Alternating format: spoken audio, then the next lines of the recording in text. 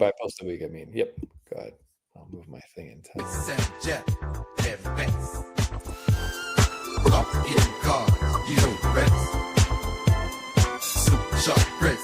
They collect the rarest cards you gotta spend.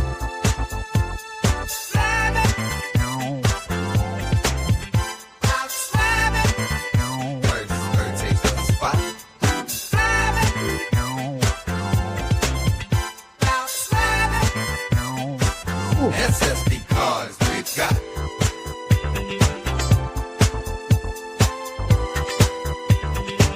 Hey everybody. A lot of SSP cards posted.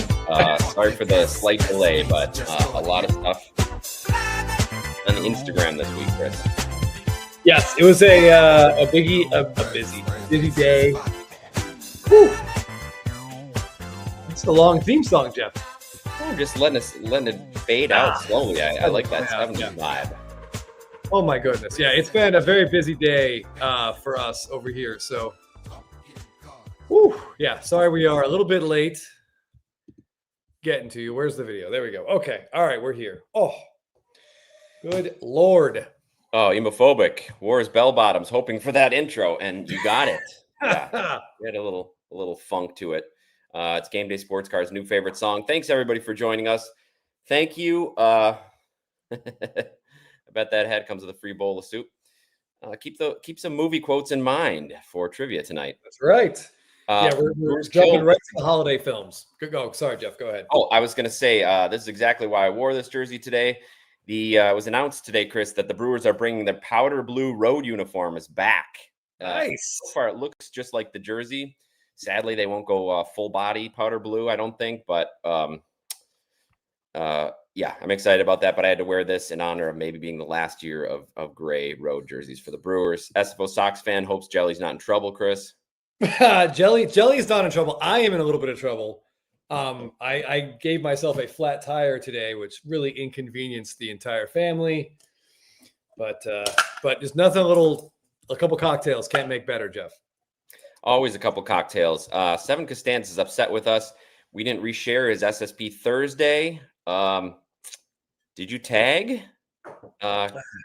What's his IG handle? Yeah, what's your IG handle? Because I shared every single one that tagged me in their story. Oh, I'm a few behind. Obviously, I got a little waylaid late this afternoon, so I will hopefully make up for that. Greetings, Otani PSA 10. Thanks for joining us from Japan. Oh, nice. We will be giving away via trivia tonight. We'll be giving away another 2019 SP PSA 10. Looking forward to that. We got a nice second prize tonight too, Chris. Oh yeah, what's our runner-up? Runner-up, we got this nice Bobby Witt rookie cup, pink, number to 399. I believe it's called pink, or maybe fuchsia, something like that. All right. As long as it's not a lava, we're good to go. Michigan Cards and Graphs asks, speaking of jelly, we actually, it's crazy based on what we saw going into that sub, but Jeff and I really didn't have anything so bad that I think we're looking to crack anything. Like that's it. The more we talked about it afterwards, like the happier we started to feel about the whole thing. Like, I think we undersold how well it went for us on the video, Jeff, but I don't want to crack anything. Yeah. And when we were, our gem percentage wasn't that high, but we weren't hoping for gems on a lot of those cards, weren't expecting gems. So I think we only were off maybe on 3 cards that we got lower grades than expected. So given what we've seen from a lot of other people, that's pretty good. Yeah. We were pleasantly surprised. It went so well. I almost felt guilty talking to some other people about their recent subs and how miserable they were. I was extremely happy. I mean, a couple of 9s where I thought it could 10, but I mean, that's the game we're playing. 10s are hard to get. 7, I would have gladly posted an F1 SSP. We had a lot of basketball SSPs and a couple football SSPs. Yeah. I don't remember seeing one. I definitely did not see an F1 SSP yet. I will say there's quite a few stories I haven't gotten to. So I'm definitely behind. Yeah, or tag Baseball Card Addict in my favorite cardboard. Sometimes I don't get to all the ones that just have Blabbin. So Please And I do will that. say, what was I going to say? I even posted the basketball ones, Jeff. Great. You knew the sport anyway. That's good. Yeah, I recognize. Well, there was a ball in the picture. Giant orange ball. Inspired sports cards. This was the topic of our spitballing group text chat. Someone posted a PSA 6 to BGS 8.5 crack and resub of a 2011 Trout update. Wasn't it a diamond, or wasn't it a? It wasn't the cognac. It was the. What's Was that the the good Hope? one? Was that What's the good Hope? one? I didn't realize. I Yeah, just it was the Hope. I It was just the Hope sent that. diamond one. I just the sent Hope that post. I diamond didn't one. realize that was a crack and resub. Congrats to that person. Yeah, it just really makes you wonder what's going on with BGS now. I want to start tonight, Jeff, with a quick bit of good news. Last week we had the Blabs giving, and we learned Thick Boy's real name, which was fun. Thick Boy won, and we broke his box live here with Stadium Club Chrome with our buddy Blake. And the auto that we got in that box was not ideal. It was Anthony K, who was at the time a former major league pitcher for the Blue Jays, now making a nice little name for himself in Japan. Well, some good news on that front. What? Because Anthony K has returned to Major League Baseball. He'll With be back. The White Sox. Hey, he's in the big leagues, Jeff. That's more than we can say about a lot of rookie autos you and I have pulled over the last 5 or 6 years. Good point. So Thick Boy, it can only go up from here. There's potential. Stonefield Collection. The trick of making SSP Thursday post is tagging one of you, not just SSP Thursday. Yes, the best way to do it is use the hashtag SSP Thursday, but also tag in your post or when you create a story, especially make a post, create a story, and then tag Chris and Jeff in your story. Then it'll be very easy to share. Yeah, I check the hashtag as well, but when you search by the hashtag, Instagram doesn't sort by most recent. So like your hashtag SSP Thursday from today could be at the bottom of the pile. It's so stupid that you can't search by when it's posted. Agree with this, Mike. BGS, they just keep blowing any opportunity that they have. I wish they'd go under new ownership. PSA stranglehold's not healthy for the hobby. Yeah, but given what these other grading companies are putting out and dealing with, it doesn't make you inspired to send your cards to any of them. No, it sure does not. Did Jen I'm sorry to hear see your softball season come to an end. Oh yeah. If it makes you feel better, I've told the story briefly on the channel before. I'll tell it again. We were in the championship game of a tournament. We were up 19-1 and 23-4, and we were mercied to lose that game. So slow pitch softball, at the end of the day, it's still underhand. You're never out of it. You're never out of it. But you're also never safe. Right. That's right. Yeah, scoring only 2 runs the rest of the game in slow pitch softball, that's going to be your doom. Tough to win games with 8 runs.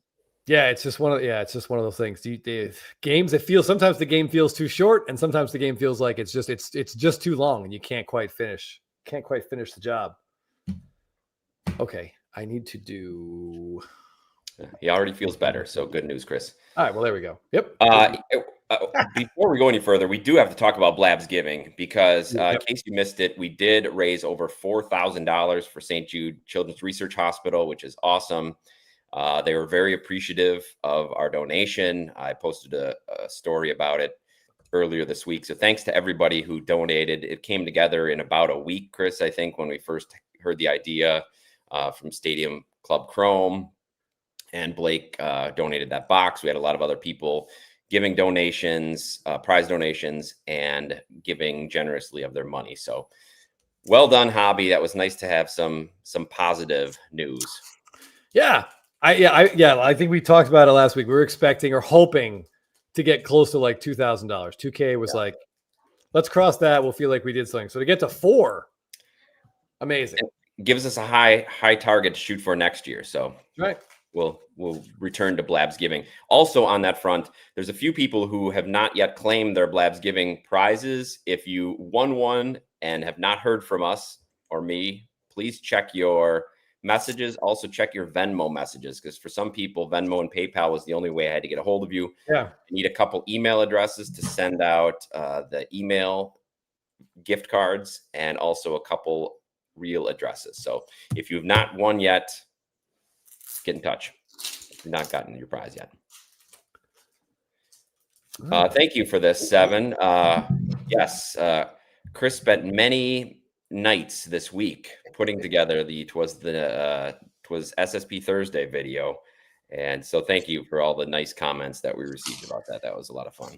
Yeah, I will warn you guys, if you're ever doing something like that and you need help getting a rhyme scheme down, or you need something to rhyme, asking your wife, even if she is a professional writer, it's not always a great idea, because every single rhyme she gave me, there was a very common theme, Jeff. And that common theme had to do with me and a part of my anatomy not functioning properly. And damned if some of them weren't so clever that I almost felt bad not using them. But the whole thing would have just been that. Well, those rhyming, what are they? Rhyming quatrains. They really lend themselves to some humor. Yeah, so maybe we'll do another one like around Valentine's Day. That's just her just obliterating me, and I bet it gets more views and more likes. Just leveling our baseball card nerdity. That'd be great. Yeah, but yeah. All right. Yes, I'm sure this is what he meant. Yes, 100%. That is correct. Yep, that's right. They wouldn't perk up, if you will. That's a great idea, Michigan Cards and Graphs. Next year, an ASPCA fundraiser. Ooh. Making our own In the Arms of the Angels video. I don't know if Sir McLaughlin would license that to us. Chris might have to do his own version of that. But that's a great cause as well. That's an animal cause would be a nice one for next year. Yeah, and if anyone does feel like helping the ASPCA, I believe you can check out Still Jen. Is that the Instagram handle of our good friend Celeste, who is running a fundraiser for that, Jeff? You can. Yes, she's running a fundraiser trying to raise money for animals at the local shelter, and they have an Amazon wish list, which is great, because then you can just send some food and toys off, and it goes directly to the animals. So yeah, check out Still Jen's account on Instagram. All right, I have a couple of things I want to. So it's Still Jen. She's right there. That's the Bucks, and plus she has some really cool videos of her daughter like getting what looks like her black belt, Jeff. Yes, I believe this is a black belt project, Chris. So in order to get the black belt, you also have to do like service projects, which is awesome. So I can't believe she's getting a black belt. So we're gonna get our butts kicked at the national by a 10-year-old, but also she's doing a service project. So that's great. It's bound to happen, I mean, it's inevitable. Okay, I have a couple things I want to get to before Jeff and I do want to talk about. Oh, thank you. Jeff and I want to talk about this contemporary Hall of Fame ballot for a few minutes. Correct. But before that, just give me 1 second. I got a message. I just want to give a shout out to this guy, because this dude was awesome. I got a message from this gentleman about a week ago, and he lives in Japan, and he told me he was at a trade night, and he sent me a picture of a Freddie Freeman card, and he was just like, "Hey, what do you think of this card? Like, would you like it?" And I'm like, "Yeah, that card's awesome." He's like, "Okay, I'm gonna get it for you." And I'm like, "What?" He's like, "Yeah, and I'll just send it to you." I was like, "What?" And 5 days later, I get a FedEx, Jeff. And look at this card from Japan. All right, here, yeah. Oh boy, that's good enough. All right, yeah. So it's a 2015 Freddie Freeman Stadium Club, like his first Stadium Club auto, basically. And this is the gold foil. It's even numbered out of 25. What a nice gift! Yeah, they're like the nicest person. Imported from Japan. That's awesome. Yes. So Ryoma Masuda, whose name I'm sure I pronounced terribly. Thank you very much. I love this card. I'm assuming Freddie was safe on what appears to be a picture perfect slow pitch softball slide here. Yeah, but thank you very much. I love that card. Secondly, if you guys are following along on Instagram at all, that is the hobby. Yeah, it was really cool.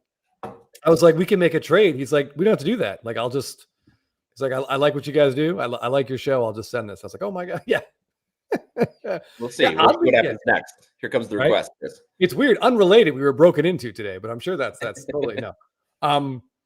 if you guys are aware, I know I saw Destin for Cadenus mention it, but Ginter came out this week, and a guy that I met at the National, who we've all probably spoken to, most of us have spoken to on Instagram, Jason of Ginter Gold Fever.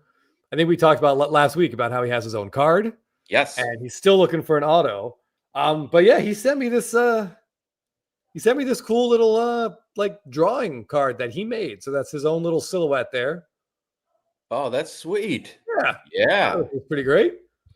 Yeah, he's got like his mining gear on there. Yep. Oh, hand numbered. Yeah, that's really cool. This was very cool. I was excited about that. So Jason, I think he's doing a live rip of Ginter on IG Live right now. But I will thank him for that. Yeah, and check out his Instagram post. He posted a really cool story with a lot of behind the scenes pictures about the whole process from signing the cards. It was like he was practicing his signature, signing the cards. We saw what the final result was with a bunch of employees from there. So it's a really cool peek into the business. So check out his IG post if you've not yet. Yeah, he had a page there that looked just like, when you're kids, when you're like 10 or 11, you think you're going to be a professional athlete. Everyone practices their autograph, and he did it and then signed 10 cards. He put little inscriptions on each card. I love the inscriptions. Yeah. All right. One more thing, and this is kind of embarrassing. I'm throwing Jeff under the bus here too, because I asked him for help, and he said he remembered it but couldn't place it. But one of our viewers, a friend of the show, sent me a couple Mark Messier cards straight from, I believe, the PSA vault. Like, look at this. Messier with Brian Leach. I mean, if you're a Ranger fan, stuff like this is just so cool. But I don't remember who it was that said they were going to send these to me. So thank you very much, whoever you were. And someone, remind me who you are. If ever you watch this video, please let me know. Yeah, what a great thing to get in the mail. And it's especially funny when you're expecting your own delivery from the vault and you're thinking, you're opening it and you're like, these aren't the cards I requested. I gave this box to Jeff to open, and he was like, I think there's been a mistake. Yeah. But whoever that was, thank you. I love me some Mark Messier. That's really cool. Yes. So thank you one and all for supporting the channel in all the ways that you have this holiday season, which is awesome. Sorry, Inspired Sports Cards. Yes, he's in the current release that just came out. Okay. I do think Ginter's really fun, Jeff. I can see in the comments we have someone saying they're not going to buy it because they don't want cards of birds, and someone else saying they're looking forward to a specific bird card. That's what I think that's one of my favorite products to hear people talk about. It's fun. I wish it was still a little bit less expensive like it was when I first got back in 2018. I opened a lot of boxes of this, and it was fun to see all the stuff coming out that was not baseball related, comedians and autographs and etc.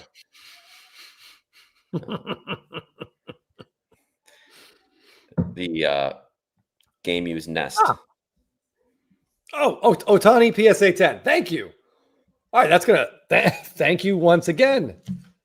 I appreciate. I should have known if someone sends PSA 10 slabs to me, it's got to be you. It's got to be you. But yeah, that's awesome. So yes, again, Otani PSA 10 also donated our prizes for the next. 2 months. Speaking of that, why don't you show a few of those? This is what you're playing for again with trivia tonight.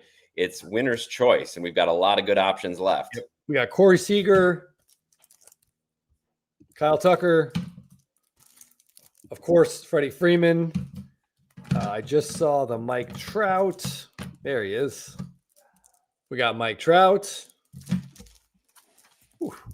Always underrated Jose Ramirez. Yep. Brandon Crawford, JD Martinez, Jose Altuve, Devers, Freeman, Votto, and Justin Verlander, and a suit button that is really hanging on for dear life. Yeah. So yeah, whoever wins trivia tonight, you got your choice. There's also a Robinson Cano, but maybe that'll be the last one to go. Oh, okay. Speaking of which, Jeff, let me throw the trivia link in there, and then we can talk about this Hall of Fame ballot for a few minutes. Great idea. John Mayer, yes, it is typical that eBay authentication is taking a while. It sits there, so don't give up on it just yet. Yep. Yeah, Jeff and I had a slab that was purchased, went to eBay authentication, and then went to the PSA vault. The PSA vault. And that process, from the moment it was like arrived at the authenticator to arriving in the vault, was over 3 weeks. So just, it gets there, but it takes time. Yeah, so hopefully you weren't needing to sell it immediately. Yeah. All right, that is your trivia link. Let me know if you have any problems with it. It should be right, should work. Speaking of links, Chris, I wanted to throw up our eBay link because people have been using it to buy things on eBay. A reminder, if you click on the link, and I'm going to pin it to the top of our of the YouTube comments. Okay. If you click on there, whenever you buy something, then it's a way of supporting the channel. We get a small amount of money back for every time somebody uses that to purchase or make a bid. So please continue to do that. Thank you to all of those who already have. Okay. All right. So before we get to some SSPs, I want to talk about this Contemporary Hall of Fame ballot, because I think the announcement is soon. I think I believe it's this weekend. It's Sunday is when they're meeting, and then that's when the announcement's going to happen as well. Ooh, all right. But this is pretty interesting. Did it come up there yet? Okay. Yep, we see it. We see it. Yeah, those are 8 really big names, especially for people our age. That's a lot of big names. Yeah. What do you think? How many, if you have a vote, if you're in this committee, how many players are you allowed to vote for out of these 8? I was just looking up the rules. Yeah, Luis Martinez, Fernando Mania was incredible. Like his complete game percentage out of the gate was just nuts. Okay, Chris, the rules are you can vote for 0 to 3, a maximum of 3. Yep. Okay, I see Gundy also saying that. And you must receive 75% of the vote. Man, that's really tough. It's really tough. So that limits it. They're all not going to get in. Yeah, Eddie Dodger fan will always love Fernando Valenzuela, for sure. Yeah, I don't know. I don't know if I could really. This would be hard to choose 3. I mean, can I give you one more stipulation, Chris? Sure.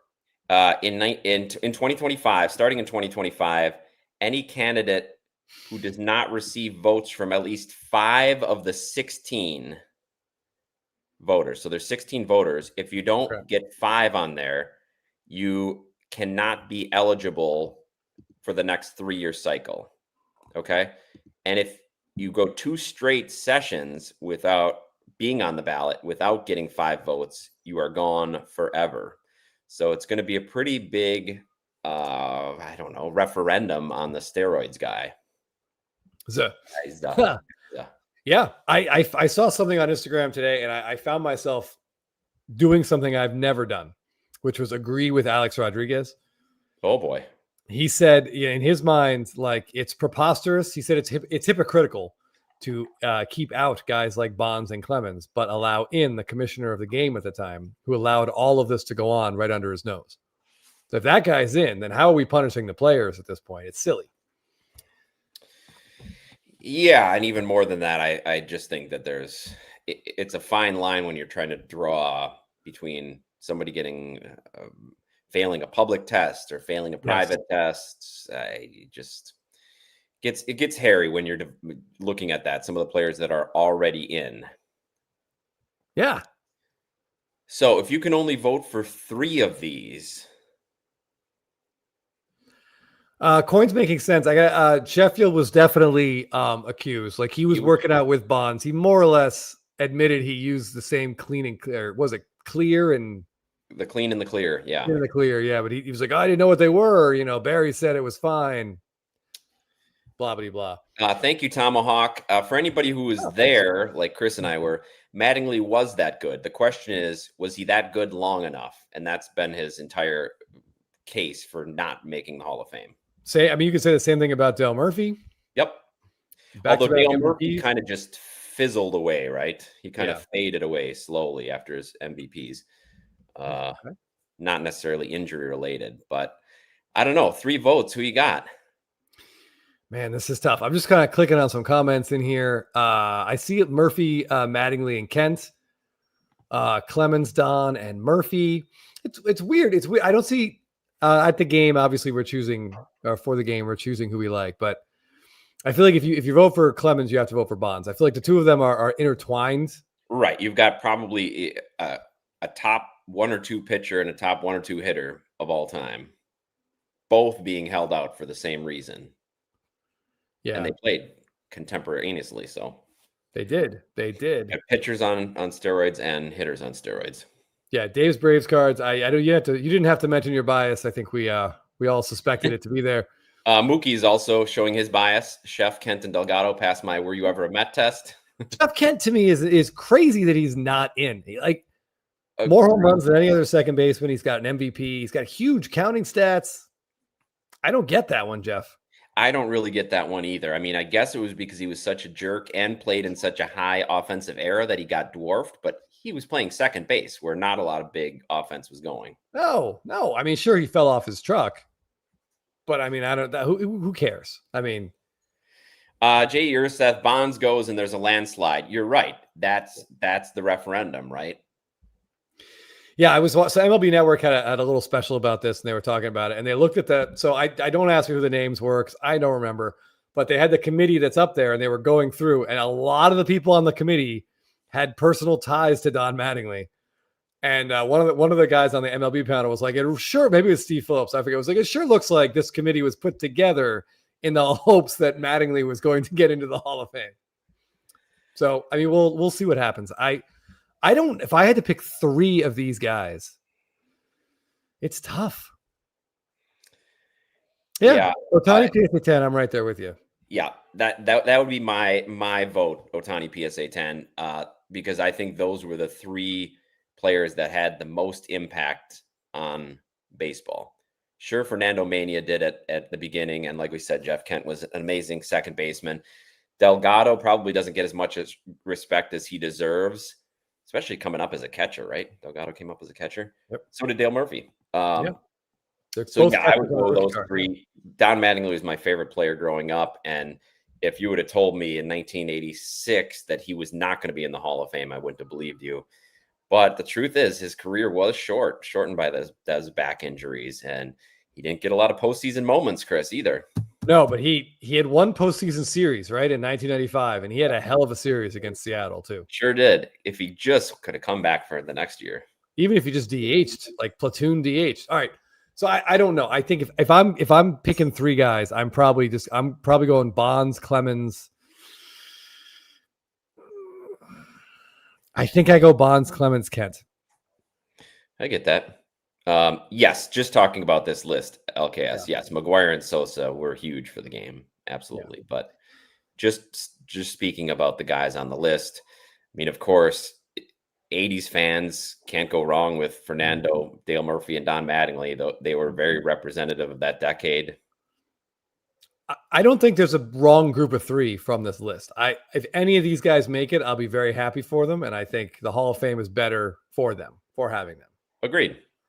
And you're right. Murphy back-to-back MVPs was so good, but you take a look at his Baseball Reference and just how hard he fell off after that. Yeah. Don't look too hard though. You might get a free answer for trivia coming up. Ooh. But I got a question for you guys in the chat and for Jeff. Of these 8 guys, whose baseball cards do you think would see the biggest bump or the most immediate excitement if they were to make the Hall of Fame? I think Bonds, hands down, because he's already so well collected. There's a lot of people that don't want to collect them, but begrudgingly would as Hall of Fame collectors if he went in. So I think he would get unequivocally the biggest bump. Yeah. Okay. All right. I'm curious. I mean, of course, a lot of the other players are coming from nowhere. Like, unless you're talking like rare 90s inserts, guys like Delgado and Kent probably don't have very many valuable cards to begin with. So yeah, Delgado's in that 92 Bowman set, but I mean, Bonds is already really, really expensive. Yeah. Like his Tiffany card is I'm pretty sure it's in a 10, that's a 5-figure card. Right. So on a percentage wise, it's not going to be him, but just if we're talking dollars wise, I think it's going to be him. I mean, what do we think the 84 Donruss Mattingly would do? It went up, leading up to the World Series. What would it, to me, that's an indicator that people want him in and collectors just want a reason to go after that card. I feel like that might be the single card that would blow up the most. I agree. That one card, sure. I could see that. Yeah, Joey K, that 84 Donruss in a PSA 10. And I know some people don't like grades, but you find a nice centered copy of that. You got to card find a centered one. There's some non-centered PSA Yeah. 10s, and they don't look great. Yeah. I think Bond's values are high. It's something that Filmington has been talking about for a while on Spitballing with us. Yeah, but man, if he gets it, there's just something about getting the Hall of Fame, that stamp of approval that I think his cards might go nuclear if he gets in the Hall of Fame. That's a good point. So what you're saying is when the show's over, we should go look at one of those Tiffany's, Jeff? Yes, let's go look at a Tiffany. If we think he's going to get the votes. As somebody mentioned, there's 16 people on the list, and you've got to get 12 votes in order to get in. That's a lot of votes. This is very true. Someone was just saying, someone in the chat, Jeff, said they haven't seen a Carlos Delgado card in forever. Hold on. Yeah. Can I steal the screen for a second? Yep.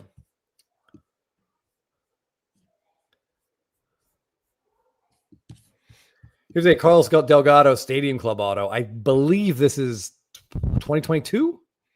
Yeah, I think he was a monster behind the plate. Yeah, so it's just like a really cool shot of him. Obviously, an after retirement auto, but of a very, very early image. Really cool card. When you're done, I'm going to steal back Yep. the. Let me see if I can All switch yours. to this. So 2 days ago, they announced the committee. Okay. The committee is Hall of Fame players Fergie Jenkins, Jim Cott, Juan Marichal, Tony Perez, Ozzie Smith, Alan Trammell, and Robin Yount. Okay, so the 80s are highly represented there, as well as the 60s.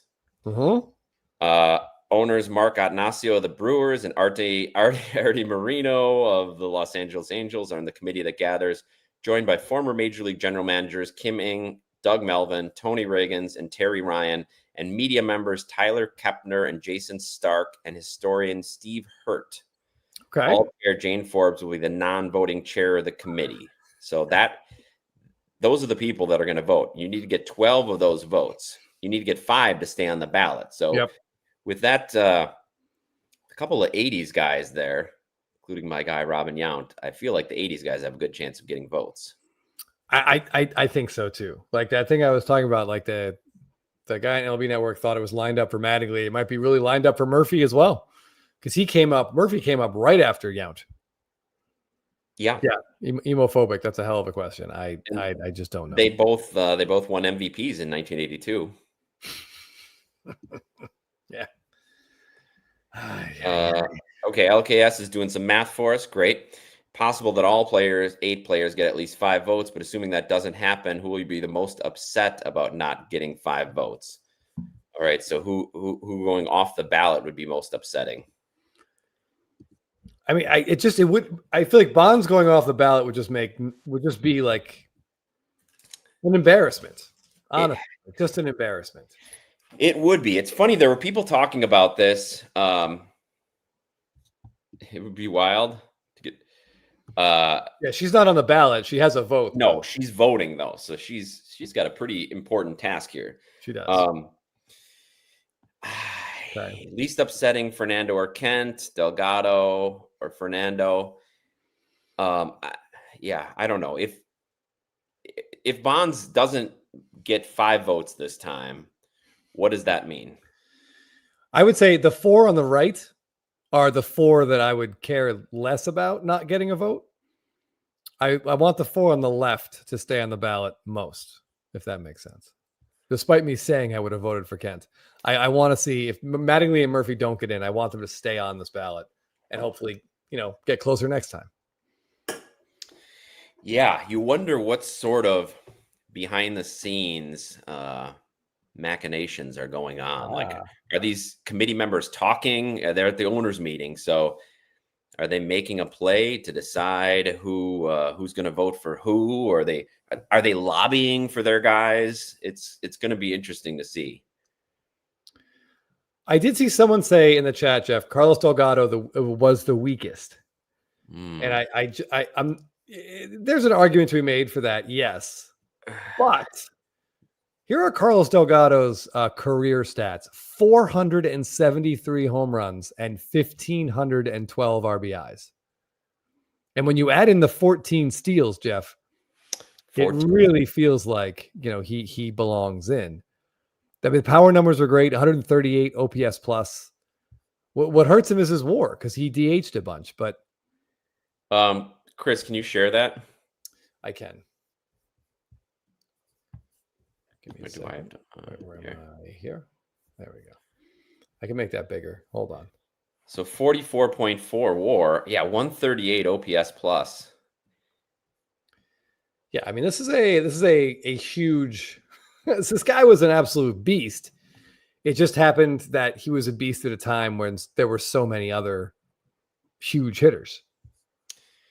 While you're on there, Chris, can you check out throw up the career stats for a couple of the other guys? I can, yeah. Hold on. I want to just look down here and see if we get a look at Carlos Delgado. Oh, geez. No. Oh, boy. I just want to see if we could see his MVP vote history. Yeah, he had some huge numbers. It's usually there you go. Because I zoomed in, not everything. All right. Yeah. So, geez. He's got a 4, a 2, a 6, and a pair of 12s. So 3 top 6, but that's all his top 10s. Yeah. He had those couple monster seasons. Oh, yeah. Right in a row. So in 2003, he was the American League MVP runner-up with 42 homers, 145 RBIs, an OPS plus of 160, and OPS over 1,000. Who won it that year? In what was that? 2003. American League 2003. Yep. No idea. But if you click on it, you'll see the vote. Come on. He also won it in 2001 and I think again in 2005. Oh, there he is. Yep. Alex Rodriguez. Yeah. Probably a big reason A-Rod or Delgado isn't already in the hall is the numbers Alex Rodriguez was putting up at the same time, Jeff. Yeah. All right. Who else do we want to look up? We'll throw Jeff Kent in there while people were asking about him. Somebody asked about our votes. Chris and I we both threw Bonds and Clemens in. Chris was saying Kent. I was saying that my vote would go to Sheffield. That's a high WAR number. Wow. 55 WAR. And again, the career leader in home runs at second base and 1,500 RBIs. His MVP stats. We know he won it, right? The 1 year Bonds didn't. Was that 2000, I think? Get out of there. Yes. The 1 year Bonds also could have won. Yeah, should have won, but. All right, there we go. Let's look over here. Yeah, Papa, this is true. I mean, Delgado, if he had 500 home runs, he'd be in for sure. And Giancarlo, he's just kind of limping his way to 500 home runs, right? He still might not get in. Yep. Yeah, look at that peak he had there, Chris. Jeff Kent was a serious baseball player. Yeah. Hold on, I want to do a quick thing. And maybe because he played. Look at how many teams he played on. I didn't realize that. I thought it was 4, but we're looking at 1, 2, 3, 4, 5. Did he finish with the Dodgers, Chris? Kent? Yes, he did. So 5. That's not that much. Yeah, All right, I want to just do one thing here real quick here.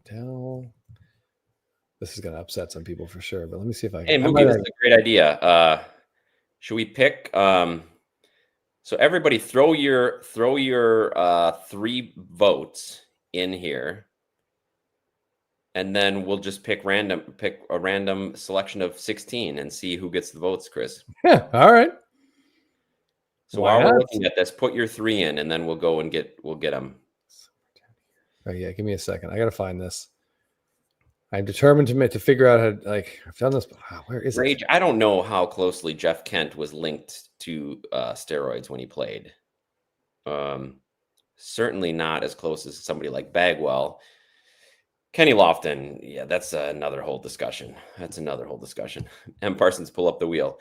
M. Parsons, will you just write down some random numbers, and then of those, we'll pick that number. So if you pick 3, we'll pick the third person to post their choices. What are you pulling up, Chris?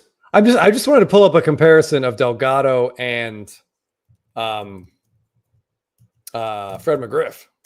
Yes, that's who he reminds me most of. Black Dog, do you think the 80s voters are going to, you mean the 80s players like Trammell, Yount vote for the Royd guys? I would guess they'll probably vote for guys from their era. So I don't think so. But there are a lot of other people on that list too. Oh, I really am not sure about the 60s guys like the Juan Marichals. See how those guys think about steroids. Oh, that's a good chart. Okay, so just looking at McGriff versus Delgado, I mean, McGriff had 20 more home runs, 38 more RBIs, obviously the more steals, batting average was real close, slight advantage for Freddie, and then the OBP slight advantage for Delgado. I mean, these guys are real close. Very close. Yeah. Couple of Blue Jays heroes right there. Yeah, I would say the big difference is Delgado's career ended earlier, which is what happens when you play for the Mets, Jeff. Yeah, that's the Your careers go to die. Right. But yeah, this will just be really, really interesting. I love to be a fly on the wall on that. Yeah, road. yeah. McGriff had 400 more games. Mm-hmm. Yeah, that's tough. Yeah. All right. Do you think they will? I don't know. Okay, a lot of people put things in here. So if I yell out some names, Chris, can you tally them? Oh, jeez. Can I? Tim says 3 what? 3 of the 3 of the players from the contemporary era Hall of Fame ballot. Okay, M. Parsons is throwing some numbers in. 7, 18, and 22. Okay, so the 7th one I see, and I'll give you the names, Chris. All right, yeah, give me 1 second here. What is it? Murphy, Mattingly, Sheffield, Kent. Who am I forgetting? Oh, Fernando. Who's the other one? Oh, Delgado. Still the guy on the screen. Okay. All right. I'm ready whenever you are. Okay. We got Bonds, Clemens, Murphy. Yep. Kent, Murphy, Mattingly. Yep. And 22. Let me see. Bonds, Clemens, Mattingly. Okay. Okay. M. Parsons, will you give me 3 more numbers to look up randomly? Yeah, looking at this, there is a pretty big gap in WAR. That eight WAR is a pretty big number. I'm assuming just look at the rest of these 400 stats. games, Chris. So that's 2 full seasons. Yes, 2 full seasons, and plus McGriff never. I don't think he DH'd except for maybe that 1 year in Tampa Bay. So a slight boost for playing first base. But yeah, I mean, 400 games is 400 games. All right. Let me see. Number 3, we've got Bonds, Clemens, Sheffield. Ooh, all right. Bonds, Clemens, Fernando. Ooh, okay.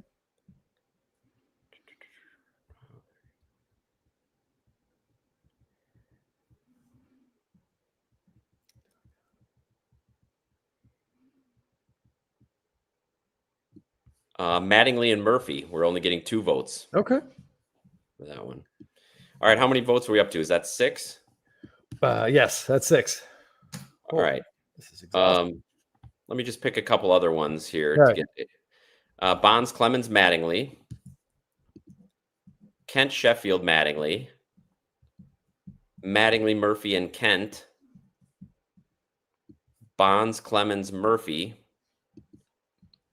Bonds, Clemens, Mattingly. Okay. Is that... Did we get to 16 yet? Bonds, Clemens, Sheffield. Murphy, Mattingly only. Ooh, okay. Yeah, I saw a couple of those. Yep. Mattingly, Bonds, Clemens. Okay. Bonds, Clemens, Murph. Okay, let me see how many we've got. 1, 2, 3. Okay, 4 more. Murphy, Clemens, Sheffield. Yep. Murphy, Chef, Mattingly. Shoot.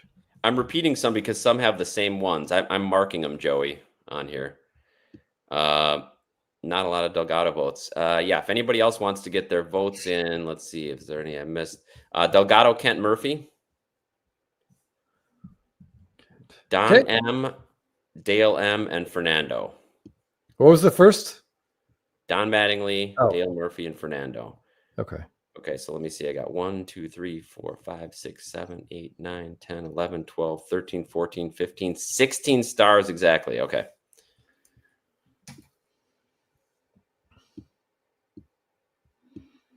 All right. And if I'm not mistaken, 17. I miscounted, but all right. What's our tally? Who's the leaders? Okay. So they need 12 to get in. Is that right? Correct. Okay. No, yeah, 12 to get in, 5 to stay on the ballot. Okay. So with our random sampling, only 3 players will fall off the ballot: Kent, Fernando, and Delgado. By the way, if you saw Jeff on the original NCIS, he has a great line read of a guy's name, Delgado, and then he steps over the unconscious body of a prisoner that he doesn't really care about. Anyway, neither here nor there. So, good memory. Yep. So those 3 are off the ballot. Sheffield, Murphy, Mattingly, Bonds, and Clemens will stay on for another year. And going into the Hall of Fame is Don Mattingly. Okay. And that is it. That's it. Only one person met the threshold. Yep. Wow. It was close. Okay. Well, there you have it. Our unscientific poll. Don Mattingly goes in. 3 guys go off. Yeah. Mattingly got in with exactly 12. Bonds had 10. Murphy had 10. And Clemens had 11. Ooh, so some close ones. Delgado. That's exactly right. Crazy cryptids. Oof. Good memory. It's a great scene. So yeah, I mean, Chris, what you said before about it being stacked, like our chat is stacked towards getting Mattingly, maybe. Yeah, I think so. Okay, guys, it's 6:53. I think what we should do is we should run trivia, and then we'll just spend the last half of the show just going through some really cool SSP posts we saw today. Great. Although, wait, one other thing. We have 5 minutes. Let's talk about this. Give me a second. Let me put the trivia link in here one more time. Then I want to know what you guys think about these cards that Topps just announced that they're going to put an update in Chrome update, which I think is on sale. You can on sale now. Yeah. I thought I saw Megas on sale on Fanatics, but that's right, Papa. Mattingly, we should let him know that he made the Blabbin Chat Hall of Fame, especially if he doesn't make this. It'll mean a lot to him. Yeah. Was it here? Dang it! Now it's gonna do that thing where it's not gonna load. Hold on. Yeah, it's the way this is set up, where you can only vote for 3 players, members of the committee. That doesn't make it seem likely that there would be too many people getting in. They definitely, yeah, I think they definitely don't want it to flood. I don't think they want to see the Hall of Fame flooded with these players, unfortunately. Dang it. Did they put on their story? Jeff, where was that post? That should clear it up. The Topps update, the Topps Chrome update, Gold Cup auto post. So someone put it in the Discord, right? That's where. Is that where I saw it? Are you looking in the Discord now? I'm about to. Brief pump for the Discord. Yep. Quick on Discord, which is very lively. There's a lot of baseball stuff in there, as well as other sports. So check out the Spitball in Discord if you want to. Yeah, there were some ferocious debates in the last couple of days, which were pretty fun. Oh, here they are. Okay. Thank you. Kyle collects cards. We'll make that a little bigger. Okay. Woo. Sorry, guys. There's just if you saw how many tabs were open on my screen, you'd honestly be surprised that I can see anything at this point. Okay. So Topps announces these are going to be in Topps Chrome update. Gold Cup refractors with autos. So I believe this is everyone who was in the 2020 has a Gold Cup in 2025, including Colton Cowser. Mm-hmm. So these all aren't going to age as well. Based on the mock-ups we're seeing here, the images here, these are on-card autos. I know a lot of Chrome update, Jeff, in years past. They would try to sneak some stickers in there, which we don't like. But if you look at these cards in the background, they have that little gold cup in the refractor. Yeah. Like in the design. I don't hate this at all. I think this is kind of cool. Yeah, I was a little undecided when I first saw them, but they're growing on me. Looks like those autos are already faded, sadly. But yeah, I love a good gold cup, so why not make gold cups all over? Yeah, you and I have been a big proponents of the gold cup. Like we've loved it since we were kids. We're glad it's back. And yeah, this is a pretty cool idea. A couple of years ago, Topps did like a gold cup auto insert in Topps Chrome, and we thought they might be like flashbacks to the players' original gold cup cards. Like Chipper Jones has one, and a couple of the other older players do, or retired players do. But it was a very like flashy, looked kind of like a finest insert set instead. Mm-hmm. I like this. And I think if you like these players who have gold cups this year, these might be less expensive ways to get their autos on card if the rookies are too expensive. Right. It's still a second-year card, so it should be cheaper, but that's cool. I imagine the Skeens is going to be pretty pricey. But I'm trying to think who has a gold cup. Merrill for sure has one. Oh, your boy Churio has one, Jeff. So if this image is cool, you're going to want that Churio card. Yeah, I'm going to be checking that out. So yeah, I mean, I like seeing this is the kind of stuff I like to see Topps try and see if it works. See how people respond to it. Yeah, and I think other people were talking about the comic book ones, the alter egos. I know I sent something to you guys about that. The Judge one looked pretty cool, actually. Yeah, the Judge will look good. The Acuna one, I didn't hate at all. I just saw those. Yeah, those are right here. We'll flip this right over. Jeremy, I don't know if this is a serious question or not, but Tiptoes has talked a lot about in my household because my wife saw it in the theater with her mom. So every movie's compared to, was it as bad as Tiptoes? And there are two great interviews going around on the internet. If you can find one with Gary Oldman where he talks about getting the role in this and playing the role and why he took the job, it's awesome. And then there's also an interview with Matthew McConaughey where it almost seems like he forgot he was in it. But then it shows the trailer. And Chris, do you remember what the quote was from the trailer where they talk about the Gary Oldman quote is, he's the last guy I mentioned that goes through the credits, and in the role of a lifetime. The role of a lifetime, yes. Gary Oldman. Career defining role, the role of a lifetime. Yes. So, wow. Yeah. Tiptoes brings a lot up. So I'm not sure if you're really looking for a recommendation on it. You should see it if you haven't seen it. It's a tough watch. Honestly, the trailer really is enough. Yeah. So I think you just watch the trailer and you're good. Save the 90 minutes of your life. Yeah. It is. Lana Gibb says Gary Oldman's greatest role was in Tiptoes. Oh man. Tiptoes. Oh yes, thank you. The role of a lifetime. So maybe you saw the trailer and are wondering about if you should see the movie. No, I think you should. You've done well just watching. Yeah, I mean that might be the kind of movie you watch with a bunch of people when you're having some cocktails and it's like you're watching it like Mystery Science Theater, where you're all just kind of lobbing insults at it as you go. Taken 2 was pretty bad. Yeah. By the way, before we get to trivia, I'll just keep saying that for the next hour and a half. Another Gary Oldman YouTube video you guys have got to watch. If you like Gary Oldman, if you've ever seen Slow Horses is fantastic. He does an interview with Stephen Colbert. And the Gary Oldman character in Slow Horses is like aggressively sloppy on purpose, and he farts a lot. So Stephen Colbert has Gary Oldman, and they show him an iPad. And they went through Gary Oldman's filmography, and they added farts to other roles that he has played. And Gary Oldman is like sobbing, crying, laughing at this. It's one of the funniest late night bits I've ever seen outside of Conan O'Brien, like in his heyday. Like it is. Yeah, tremendous. I thought Gary Oldman was going to pass out. Yeah, that's a great interview. Yeah. If you just think about the most serious moments of Gary Oldman's like acting like career and just add a fart to it, yeah, that's a great one, and it is phenomenal. To steer away from Tiptoes for a minute, this is a great idea, curator. With the entire Gold Cup list made out, and that's my wife's kids' list to buy me cards. I list the price range so they don't overpay. Begins 1960 with Willie McCovey to 2025 Mason Miller. What a great idea. That's a fantastic idea. Yeah, I wish it's bummed. There's a couple of years, I guess, in the 80s that they stopped doing it for whatever reason. I think they still announced the team, but they didn't put it on the cards. I want to say it's like 80 through 86, something like that. There's no gold cups on the cards, and who knows why.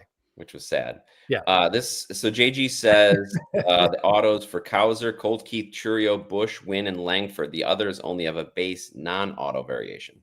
All right. Well, there you go, Jeff. I think that's going to be your top chase in Topps Chrome Update. It's one of those Churio autos.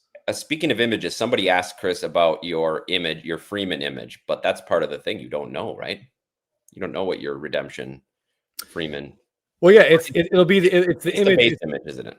No, it's the gold cup. The gold cup. It's the golden mirror image. So it's him holding the trophy with Ohtani behind him. I just don't see the card. I don't know where they're going to put the black auto box. I know where I would put it, not Topps. So we'll see. We'll see what they do with it. But that's the card. It'll be the World Series trophy card. It's just a question of how's it look with the auto? How bold's that auto going to be? Yeah, where the box fits. Yeah. Yes. Oh, year 2000. This was a great one. All right, should we get to trivia? We should definitely get to trivia. By the way, that 4.5 hour Kill Bill, that sounds awesome as well. Okay. All right, let's go. How many? Oh, wow. Chris will go with you, Anthony. Chris will go. Yeah. As long as you're cool with me peeing in bottles, no problemo. Oh, there's got to be an intermission in there, right? There's got to be. Yeah. All right. Okay. Jeff, would you say this one easy, hard? What do you think? This one was incredibly difficult, although full disclosure, for the first time I took trivia on my phone.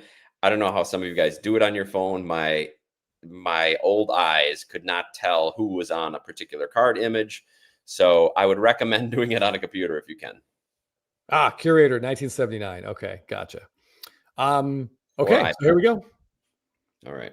I hope you guys have already watched a couple holiday movies. And Michigan Cards and Graphs has better eyes than I do. He only does it on his phone, and he's won like 7 times. Oh my God. He's either got really good glasses or he's 17 years old. Either way. All right, here we go. Let's get this party started. All right. We are playing for first place gets a 2019 SP and a PSA 10. Second place gets a cool Bobby Witt Gold Cup. Here we go.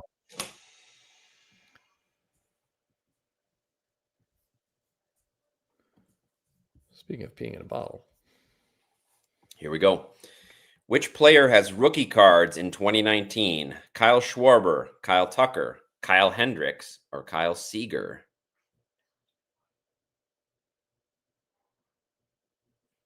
A lot of Kyles there. 4 choices of Kyles. Which is the right Kyle? 83% of you said Kyle Tucker. You are correct. Kyle Hendricks and Kyle Seager, with 1 vote apiece, are crying in the corner. Christmas Collector, 83. Dave's Braves, 82. 7 Costanza, 81. And a few more people right behind him. Which player has rookie cards in 2019? Ronald Acuna Jr., Rafael Devers, Vladimir Guerrero Jr., or Bo Bichette?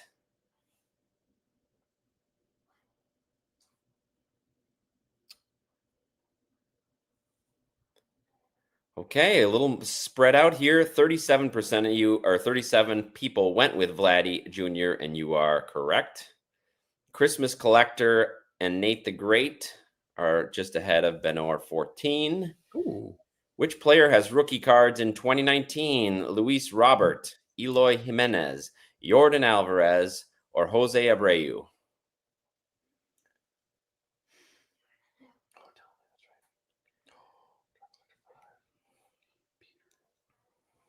Ooh, another nice spread amongst these first 3. The correct answer is former major leaguer Eloy Jimenez, Nate the Great, 245, Christmas Collector, 240, Benor, 14, 239. How many MVP awards are on this card? 2, 3, 4, or 5?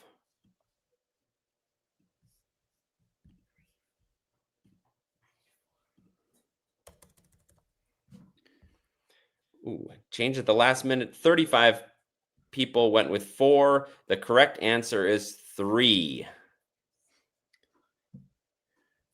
That's a tricky one. How many MVP awards are on this card? I lost you. 0, 1, 2, or 3?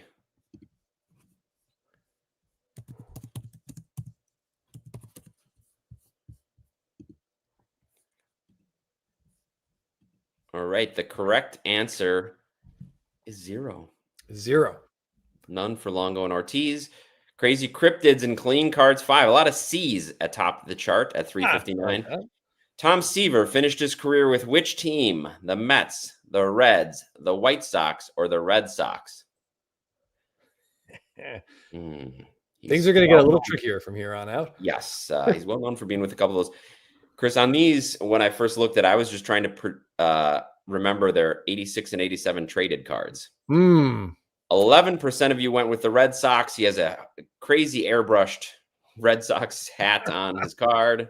Yep. That is correct. 86 update. That's right. Yep. Steve Carlton finished his career with what team? The Cardinals, the Phillies, the Twins, or the Braves? Again, I was trying to remember their cards from the 80s. 88 Fleer was this gentleman's last licensed card. Man, he was rough at the end of his career too. Oh yeah. Yeah. But 51% got it right. The Twins. Yeah, I guess he got a ring in 87, but I don't think some bombs. Yeah. Nate the Great, Christmas Collector, and Jason G. Okay. Dale Murphy finished his career with what team? The Rockies, the Braves, the Phillies, or the Giants? Braves legend Dale Murphy became a little less legendary when leaving the Braves. Sadly.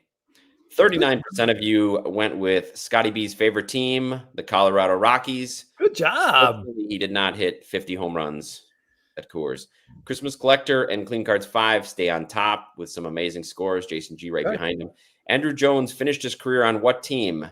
The Mets, the Dodgers, the Yankees, or the White Sox? I can't believe I got this one wrong, Chris. I knew he played on this team, but I didn't think he ended on it.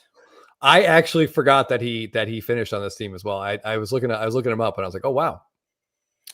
I guessed the White Sox on this one. 31% of you got there. I didn't think that's where he ended it. Crazy Cryptids did, and so did Jason G. 500. Excellent. Finish this Christmas movie quote. No child can beat Clark Griswold, The Grinch, The Wet Bandits, or Scott Farkas. Great movie names. I'll tell you what, this quote was said right after a potato sack race, which was won by, of course. 39% of you went with what I did, The Wet Bandits, but The Grinch is the correct answer. No child can beat The Grinch. The Jim Carrey version is fantastic. I will hear no slander towards it. It's a holiday classic. I watch it like 5 times every year. I laugh every single time. Crazy Cryptids at 504. And in first place, winning his choice of a short print is Jason G with a 562, which is an incredible score on this particular week. Only two people made it over the 500 mark, Jason G and Crazy Cryptids. Make sure you get us your address so we can send you your winnings. Oh, and Jason G, what would you like? Yeah, you got to pick a card. I'll go if you're still with us. I'll let you know. What the options are again. Yeah, I think it was either last week or the week before. A couple people in the chat were saying it's a really good trivia to say who some famous players ended their careers with. And I went in and looked at some of these names. I'm like, wow, this is actually really good. So we're gonna I'll keep those going for a couple of weeks. We'll mix in a few. Hey, Jason G. Okay. So, buddy, here we got your choice of a 2019 SP and a PSA 10. I'll run through them really quick. We got Jose Ramirez, Mike Trout,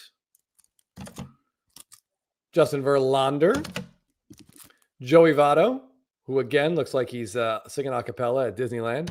Yep, Barbershop Quartet. Brandon Crawford. I don't know if you're a Giants fan. JD Martinez, if you're a Tigers, Red Sox, Mets fan. Jose Altuve. Robinson Cano. Michael Kopech. Did Kopech throw one inning for the Dodgers this year, Jeff? I don't think he did. Devers. Freeman. Kyle Tucker, his rookie SP. And Corey Seager. So let us know who you want and send Jeff your address. We'll get it out to you. Kopech did throw 14 innings. Interesting. Allegedly, according to Baseball Reference. Oh, there you go. 11 innings, 14 games. Oh, yes, Kevin Morales says he did. Yeah, he pitched. He just pitched badly. Wow. Well, it didn't matter. It doesn't matter No. what you do in a regular Sure season. didn't. All right, Jason G, think about it. And if you want to look at any again, let me know. Well, while you're pondering, Jeff, I think it's time that we look at some cool cards. Got to go Trout since there's no Yankees. Yeah, there was a Jeter, but I think Jeter was the first. Yeah, first off the board, right? First off the board. Yeah. All right. So this Mike Trout. Great shot. Congratulations. Very cool. Okay, so Jason G. So send Chris or I your address on Instagram, Baseball Card Addict, or My Favorite Cardboard, or the Blabbin About Slabbin IG. And Crazy Cryptids, I don't know if we have your address. We might, but if we don't, send it again. Yeah. Even if we do. I feel like we do, but I'm not 100% sure, like Jeff said. Yeah. Okay. All right, Jeff. It's SSP Thursday. It is the last SSP Thursday of the year. It's been a crazy year. We saw some awesome stuff today. Yeah, I'm going to go through. I've got quite a few selected here. We're going to go quick. I want to look at a bunch of cards. So we'll try to go. Yeah, we got a lot to look at. I do want to say this year, Chris introduced his recap, which is well received every month. He posts a recap of SSP Thursday highlights on Instagram. So we saw a lot of cards this year, and especially if you just look through those recaps, you'll see a ton of them. Yeah, I feel like you're subtly suggesting some sort of year-end recap. Oh, but man. I honestly don't know if I have that in me. So just string those ones together. Just watch them in a row. You don't need to do right. Yeah, we could try that. It'll be fun to pick the music for that, actually. All right. So as we have done for 11 of the 12 months this year, we will begin our SSP Thursday highlights with Homer Dome cards. A gentleman who I begin, it's been suggested in the chat that he either works at Topps and just prints cards for himself and slabs them as authentic, or he knows someone who works at Topps and he just gets cards right off out the back door. I don't think that's the case. He's just a very focused collector. And while Kevin Morales wants Jeff you to know, well, that explains a good chunk of the view bump I noticed in the morning, Jeff. That's what did it. Just cycling through. It was Thursday. This is a pretty cool shot for a guy who wasn't a good hitter, right? Like if you look at this, you're like, oh man, look at the low angle shot. Billy Hamilton, he must have hit like what, 40 home runs a year? Larger than life. Yeah. No. I don't think he hit 40 home runs in his career. I'm not sure he hit 10 home runs in his career. What's that building in the background? I don't know. That's pretty cool. I mean, it reminds me, upon first glance, it's kind of like a Camden Yards warehouse shot, which was very cool. It could be that. I don't know.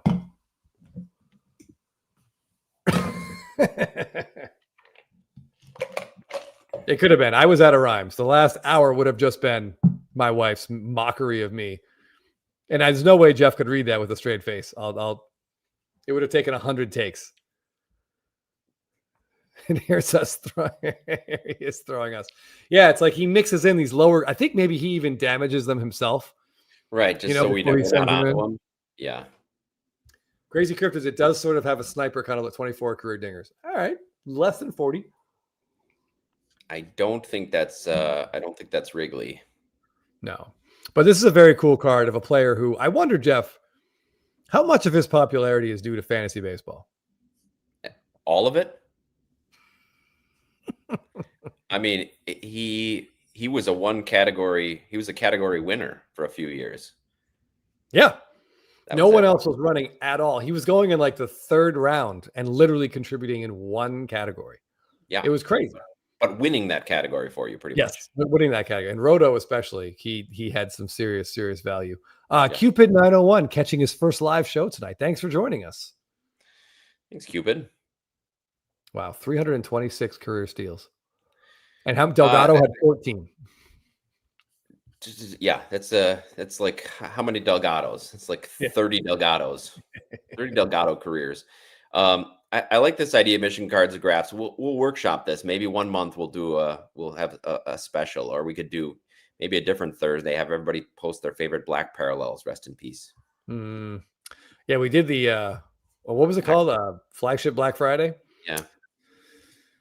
We'll see. We didn't really have a show that night. It would be fun to have a show and talk True. about There would it. just be a lot of shouting if we did it now. Yeah. Okay. All right. So after Homerdome, we'll go to Homerdome Jr., as I sometimes call him.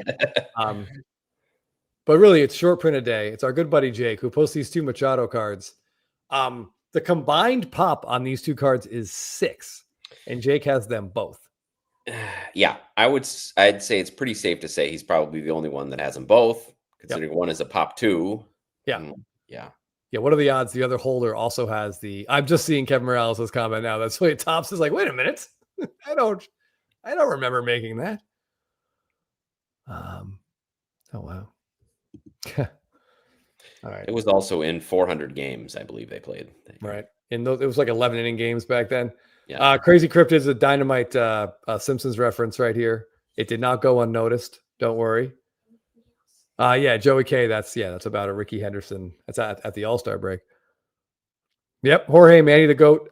These 2 cards are really great. For a while, I was chasing the 28, the flagship, the one on the right.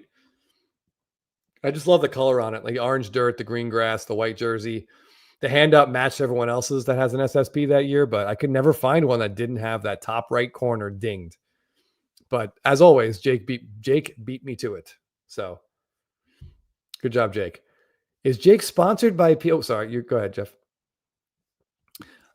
It's a sort of a sponsorship. It's the type of sponsorship where there's no contract and you get you get no money or no compensation. You just promote them. Yeah. Yeah. That's pretty much what Jeff and I do for Tops and PSA. Yeah. So we got to get a new agent, Jeff. Yeah, that's right. We'll do that when we get our producer on the case. Right. All right. So the next post I want to talk about is actually it's an SSP, but it's not a card that someone has. It's a card that someone doesn't have. Yeah, poor Canadians. I want to take a minute, first of all, Jeff, to again, we're not sponsored in any way, but to commend Tops for seeing what appeared to be a pretty strong social media outcries promotion of wanting this image on Denzel Clark's card. Like when this was going around, you and I shared it. Dozens of other people on Instagram shared it. Tops must have seen. This is the card people want. And look what happens. Denzel Clark is not an all-star player by any means, Jeff. No, but that's a really high sale for a non-all-star player. Imagine bidding $299 on this and losing. And that's the world that our good friend up north, Canadians of the Hobby, he currently lives in. Yeah, I think he said it was twice, right? He twice tried to overpay for it and couldn't get it. We do give Tops a lot of crap. Here we have to give him credit, but it makes you wonder, Chris, then if there's enough outcry about all images, will they put him on? We still didn't get Acuna at second base. We didn't get Acuna at second base. It's the image, Kevin Morales. Yeah. That's right. It's almost as if people want to spend money on cards that look good. Yes. People do. Of course, Tops doesn't really care because they're not getting any of the money. It's the person that pulled it is getting the money. So they just which is sad. I think there's definitely, it all helps, right? I mean, that card is generating buzz, and buzz helps sell Tops cards. True. Yeah, I just wish that they would pay a little more attention to what people like. Right. So this is Denzel Clark's rookie card. Denzel Clark made a couple amazing catches this year, and we're seeing it sell for over $300 because of how great the image is. Yep. Now, what I would like to do is just take a moment and direct your attention to Mr. Chase Lee of the Detroit Tigers. Chase Lee is a pitcher for the Tigers.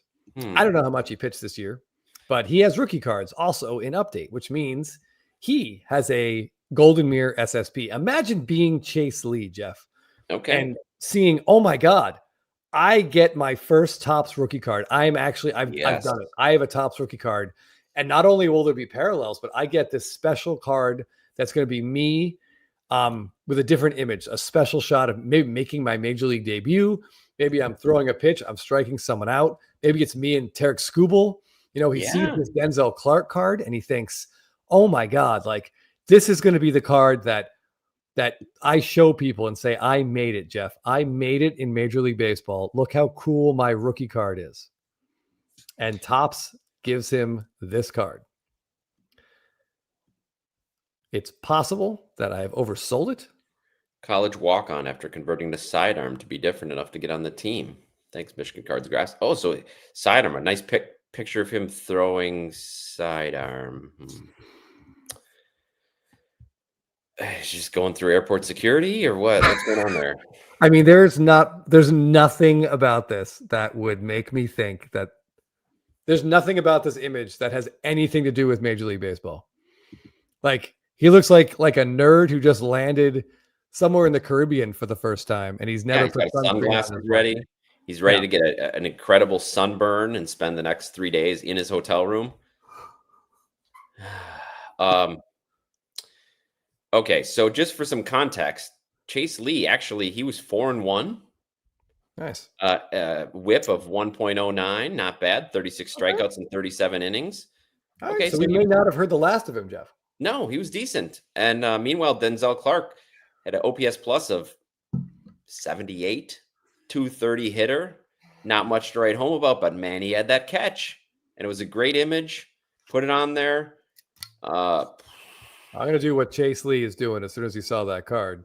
And so what, how much did this sell for? Was it 300 or did it go for a little more than that? I don't believe this has sold. It was up for like $50. I don't know how many relatives he has that want to buy his cards, but that's just absolutely infuriating. Yeah.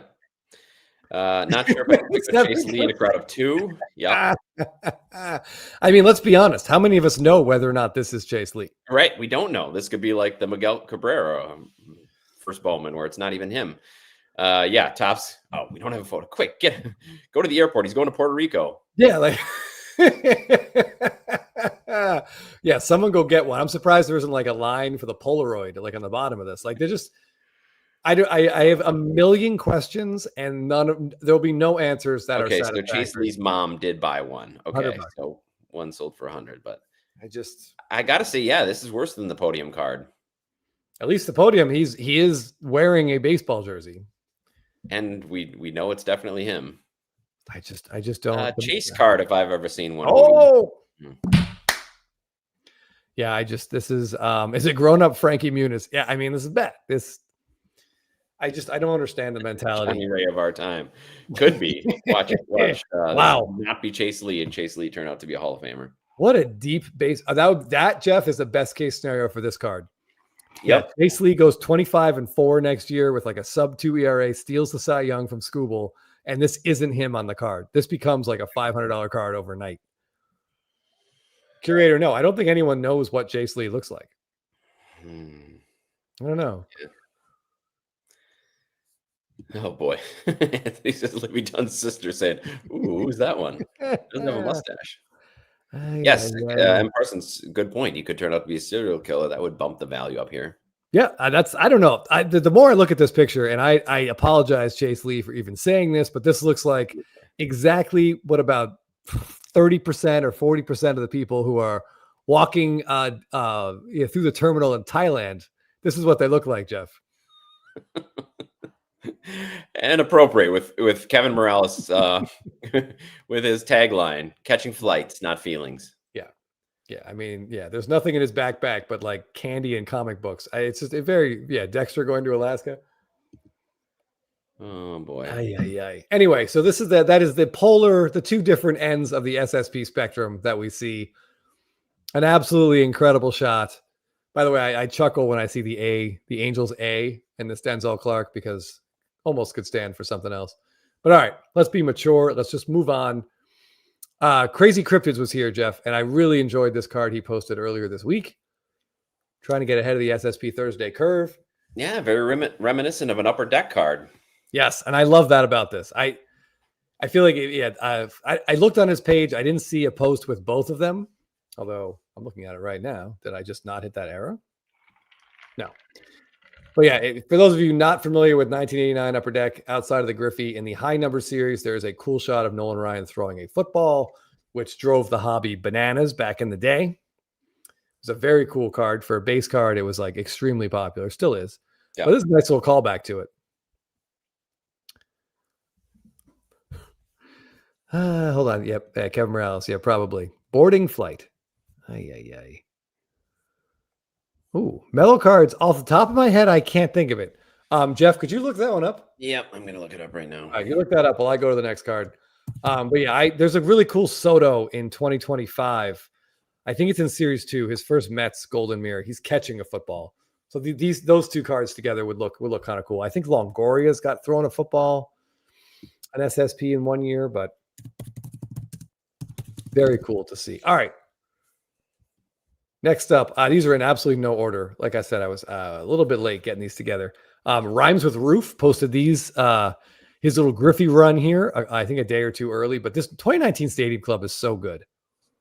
I mean, the best font, which is still crazy to say, but some of the very best images, that we've really seen at a Stadium Club. 2019, 2020, they absolutely nailed it. And this is just a cool Ken Griffey Jr. Stadium Club SSP. Yeah, really sums up who the kid was. And I can see the bubblegum dugout in the comments there talking about how sexy the card is. We won't get further into that. Chris, while you're looking, I brought up Grayson Rodriguez, Golden Mirror. Okay. The cropping and focus of this one, I just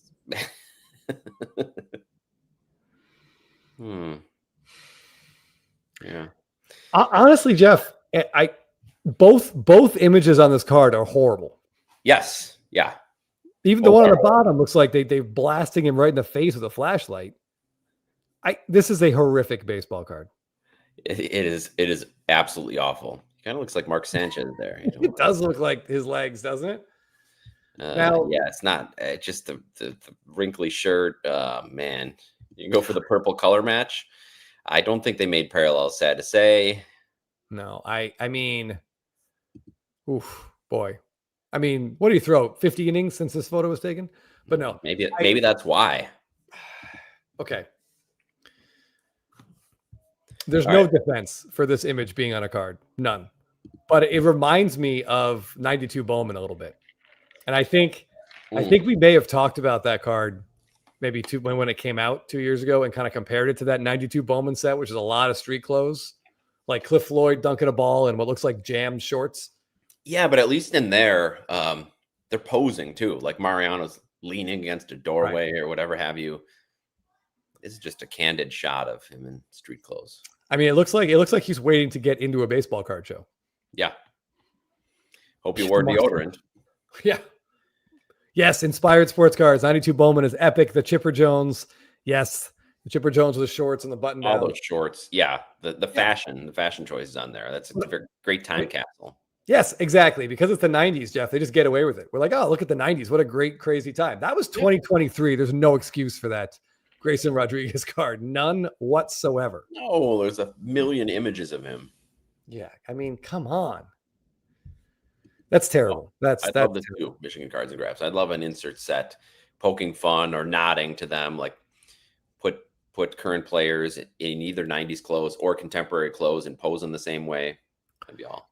So there was a set called Bowman Heritage they made. It was like 3 years of the product, maybe, but they did a 1992 set, Jeff, or a set based on that design. And that, whoever said that, at Michigan, that would have been an incredible insert set in there if they got 20 guys playing in the league today and had them recreate some of those famous shots. Like get Austin Riley to dress like Chipper Jones. Yeah. Someone of the Marlins. Oh God, I can't even name a Marlin. Well,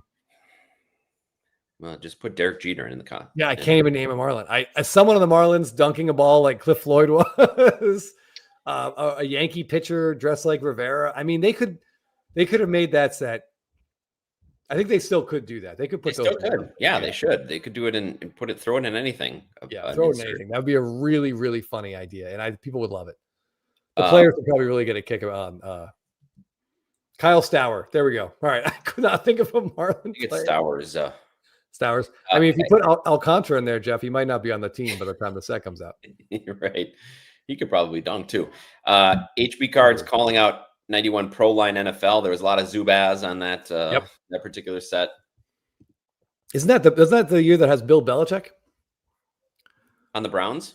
Yeah, I think could be. Yeah. Okay. His All rookie. Right. I want to give a shout out to this gentleman. Signed and Slabbed on Instagram had a couple really good stories the last few days talking about advice for buying and selling cards in the holiday season.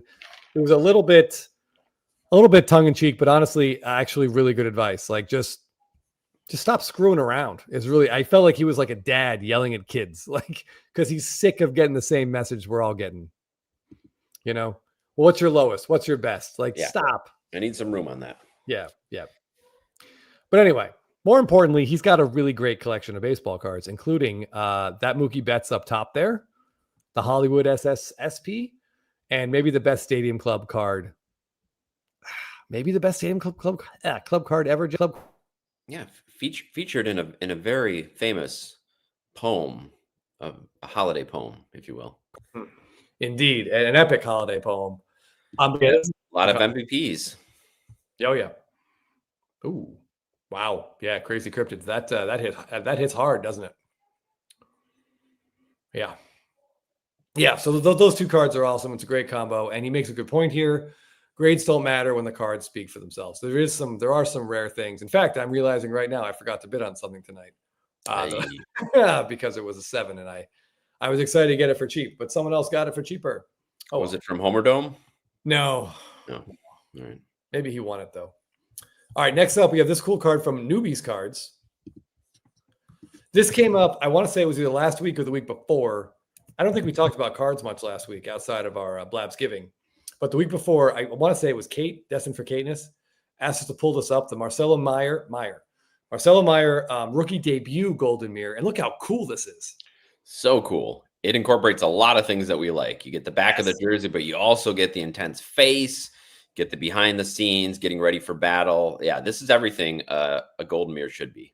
Yes, this is awesome. And like, by all accounts, it shouldn't work.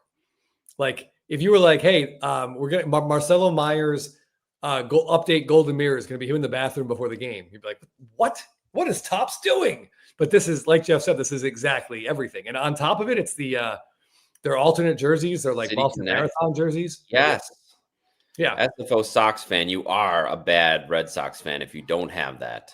Yeah. 2 people posted this one this week, and I shared them both times, and I think I may have pulled it up.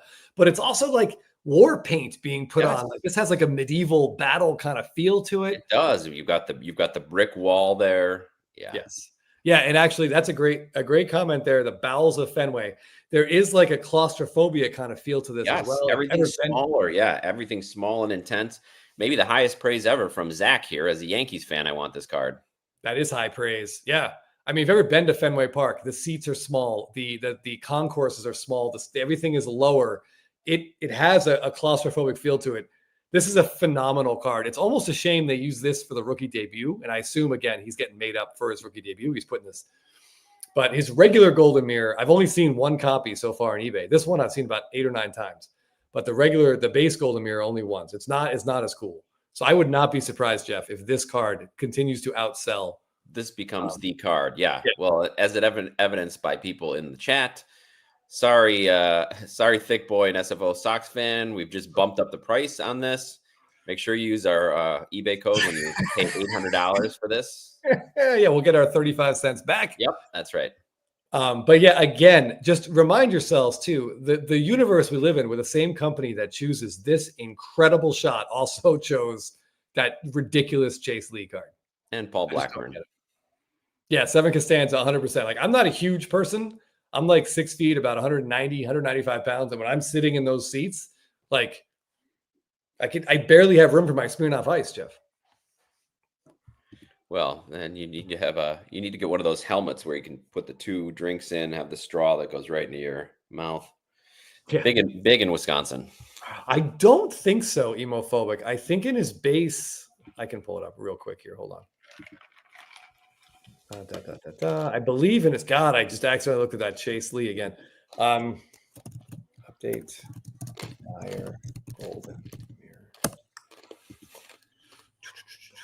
Anthony, okay. So, Yankees fan, and he would immediately sell it. I can't lie. Oh, yeah, that's smart. I mean, I get that. I get that too. But you could have a lot of money to get a Golden Mirror that you would want. Yes. Okay. So Meyer is actually on 3 Golden Mirrors. Say what? Yeah. He has the base. Or I'm sorry, he has this one, which is the rookie debut. Then he has his base rookie, a golden mirror. There's also a combo card of him with Christian Campbell. So I mean, that one doesn't have the rookie card shield. It's kind of like Yeah, that's tough. yeah. So, but that one he is wearing the same jersey. But this is, whoops a daisy, blowing my screen sharing here, Jeff. Here we go. This is his base card golden mirror, and it's so boring by comparison. Which it's too bad, because normally if we didn't have that to compare it to, I wouldn't think this is bad. I like carrying his bats, carrying his weapons of war. You got a little BP image there. I wouldn't mind this, but yeah, in comparison, it's it pales. Kind of like the Ohtani, although this is better than the Ohtani podium. Yeah, but yeah, it's just it's a fun if they just swap them. Yeah, but you know. I think, yeah, we should just be glad we got the golden. We got the one golden mirror. That's awesome. We should just be happy we have it. Beggars can't be choosers. Right. Yeah, I guess. Exactly. Yeah. Don't look a gift horse in the mouth. Just be glad that we did get some image. Yeah, that's right. All right, Jeff, I know you were a big fan of this card. A lot to say about this one.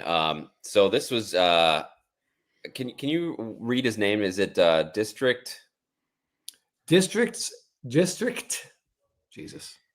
District Cards and Ink, which is awesome. So I hadn't heard of him before, and I'm following him now, but I hadn't seen this card, and this is a really cool card because, I mean, Strasburg, he really gave his entire career for that one World Series to win that championship in Washington with the presidential seal. I'm assuming this is when they're getting their awards at the White House or some sort of reception at the White House. But it encapsulates everything that Strasburg was about and everything that was good about his career. So it's a very cool. I think he said it was a Pop 2. Yes. Yeah. Pop 2 right there. Yeah. PSA 10, Pop 2. Yeah. It's just, this is pretty cool. I mean, again, I'm going to get nitpicky. I wish they just zoomed out a little bit because that World Series trophy, Jeff, it's got to be within like 3 feet of him. It's got to be right there. Yeah. Yep. That would upgrade this to an absolute A+. Yeah, they could have given us the we know he's at the White House because they won the World Series, but man, get the trophy in there, that'd be pretty cool. But everything you said is exactly right. Like he gave it all, and then the team gave him a huge contract, and yes. So I don't feel bad for either party in this situation. Nope. They both made out really well. Flags fly forever, as we've often said. This is a great card. So thanks for posting it today. Yes, Seven Costanza is right. This is one of the rare podium shots that work. Agreed. Both podium and not in uniform. So I'm surprised that I like it so much, but I think they just did a great job with it. And you get the flag kind of intertwining around the border, which is really cool. Yes. Almost like an Independence Day vibe. Oh, yeah. Wait. So yeah, very, very cool. Very cool. Yeah, thanks for posting that. Check out his account. Yeah, we will frequently. You'll hear Jeff and I absolutely complain outright about a certain type of card. And then 2 weeks later, be like, well, here's a version of it we like. And we can't really explain why this one works. We both do it all the time. It's the beauty of collecting, Yeah, I guess. And it just shows how subjective things are. Yes. I did see in the comments here, Gundy 98 here says, Garrett Whitlock's is weird. So while we were talking about this, I took a minute to look it up. And that is an excellent description of it.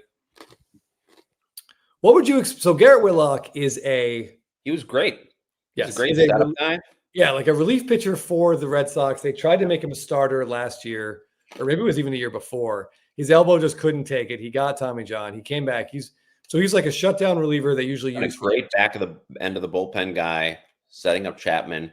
So I'm assuming we get some sort of high leverage action shot of him, perhaps. Sure. Yeah, let's think about what would we expect to be on this. Yeah, maybe him in the bullpen as an SSP, so something a little different, not just him throwing a pitch. It's gonna be something a little bit unusual. No, I expect a big crowd, maybe a big crowd shot, a wide shot would be fun of him in front of a big crowd at Fenway. That's what I'm thinking. All right, let's see what we got. All right, we're expecting Garrett Whitlock in front of a big crowd at Fenway. Yeah. And as usual, Topps knows what people want. Right. And they provide it. That is Garrett Whitlock on a bicycle.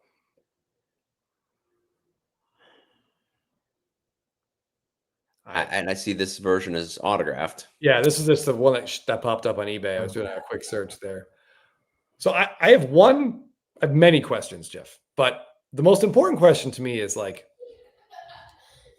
even your kids are laughing at this. When Topps chooses an image, like they generally choose images that Getty photographers have uploaded to Getty Images.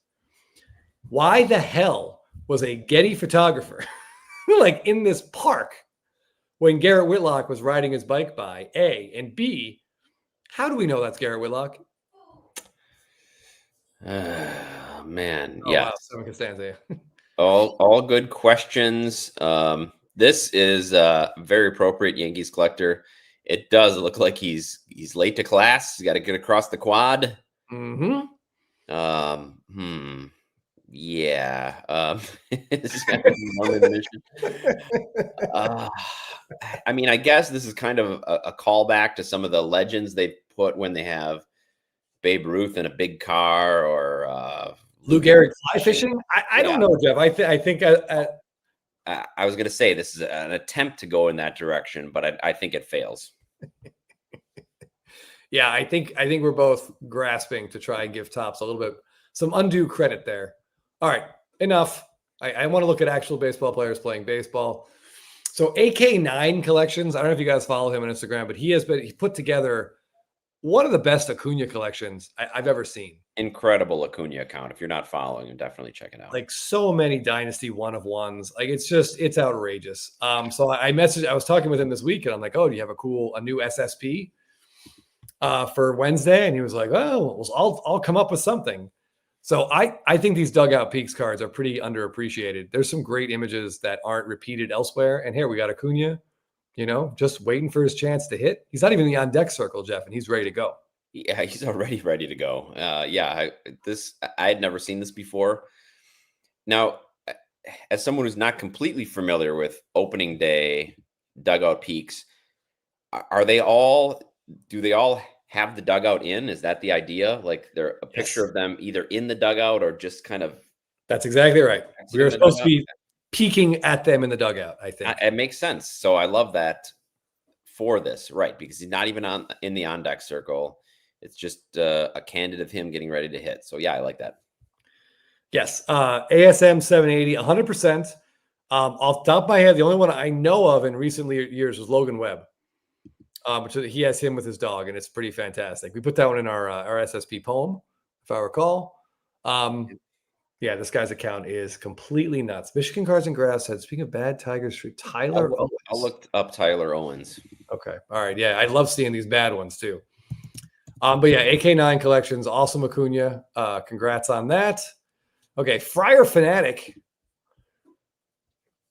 I just want to talk about this. James Wood card is very cool. The follow through, the flex bicep, the City Connect jersey with the cherry blossoms on it. Cherries. Yeah. Horizontal. Yeah. Yep. It's a very cool card. He's got autos. There are Golden Mirror autos for him with redemptions. I'm hoping that box is just going to be on the left, but I mean, we'll see where that one comes out. But I like this card. Wood's got a ton of rookies. I like this card a lot, A, and B, like these grades these are so hard to gem. Yeah, and you can see, I'm sure this was centering that got this one left to right. But you're right. He's got so many rookie cards that you're going to need to have something unique for it to hold any value. So something like this, or the auto version. Yeah, I like this one because his chrome variations just weren't different enough. They didn't do much for me, but this one looks cool. I love how the bat kind of leaves the image and crosses over to the border. Yep. I like this card a lot. For me, anything that goes over the border, it's great. Calling back to your last Acuna, I think inspired sports cards 2021 for guys in their 40s. When you're looking through these cards, you can't read that font. No, it doesn't. The colors don't work either. They have that like line behind the names that is almost the same color as the names. Like it's just not a great design. I feel like that was maybe the last year that Topps before. I think Fanatics bought them like 2022. So yeah. Yes, inspired sports cards. Yay! It's centering and the back, the chipping on the gold part of the back. I don't have one with an arm reach, unfortunately. So this one, I'm guessing could have just been the centering. They're getting a little tougher with that. Well, it's like our Ohtani, Jeff. The top edge on the back is that navy blue, and it's just so susceptible to chipping. Yeah. So it's going to be tough. Yeah, you're right. The backs are the main issue, but these cards are rare. They're really, really hard to find. I don't know what the numbers are, but they seem to be popping up less frequently than last year's, than 2024's. But it's just, these are cool. And if this, you see one pop up in like a 7, I wouldn't hesitate to buy it just because it's a 7. I think that might just make it more affordable. Agreed. Chris, I'm going to throw this up. Oh, good God. Yeah, I believe Michigan Cards and Graphs said he looks like he's on tour for a country album, perhaps. He's opening for Morgan Wallen at Comerica Park on here. He's got his backpack. He's ready to roll. Awful. Just horrific. Horrific. I don't get it. What position does he play? I'm assuming he's a pitcher. Yeah, on the bottom right there, you can see the red dots. Oh, yeah. Pitcher Yeah, dots in the center. Okay. I just don't know. Oh, this is a great idea, actually, Spartan Domer. If they had James Woods, the actor, sitting out there in the stands, that'd be pretty funny. Oh man, maybe before he went off the rails, throw an old James Woods photo. Yeah, honestly, Crazy Crypt, does this dude look? I mean, this could be just a clip from Duck Dynasty. Yeah, it doesn't scream baseball to any of us. Yeah. Needs to fire the TMZ photo picker they have. Yeah, I just this is also good. Yeah, he's a carny working the local carnival. Yeah, and this is another Tiger. Poor Tigers fans. So we should ask Teapot what he thinks of this. Hopefully he hasn't seen it. All right, from this card, we're gonna go to the card that we talk about high praise. The card I'm going to show you guys next is a card that Jeff actually said might be his all-time favorite baseball card. That's true. I love this card. Yeah, baseball card fiend with this very cool Ohtani throwback from 2019 with a giant cup. Love everything about it. Yeah, I love the vintage card design with the modern player. I think that's one of the best thing about Heritage. Plus their giant rookie cup they've got on there. He's got the throwback jersey and pants on, the non-button down jerseys that players used to wear in the 80s. Getting ready to unload on a pitch. Yeah, I love everything about this card. Yeah, they're Coops. It's always tempting to pull up that Paul Blackburn. Yeah. All that stuff you described is awesome.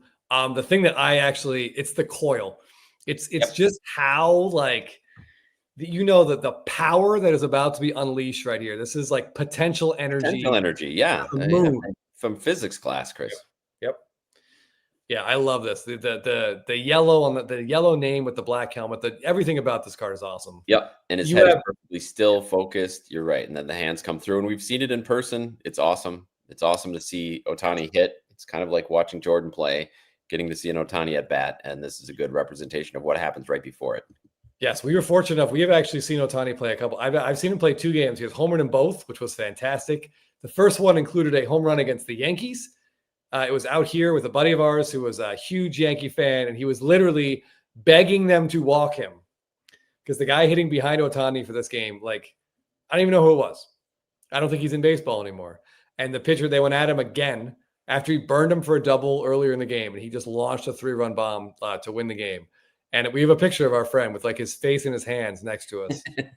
And it's an evil laugh that Jeff just did, but it's funny. And I smile at that picture every couple of weeks I look at it. It's funny. And I got to see 2 Brewer games this year, and he hit home runs in both of them, and the Brewers won both. So it was a dream for a Brewer fan to see. Yes.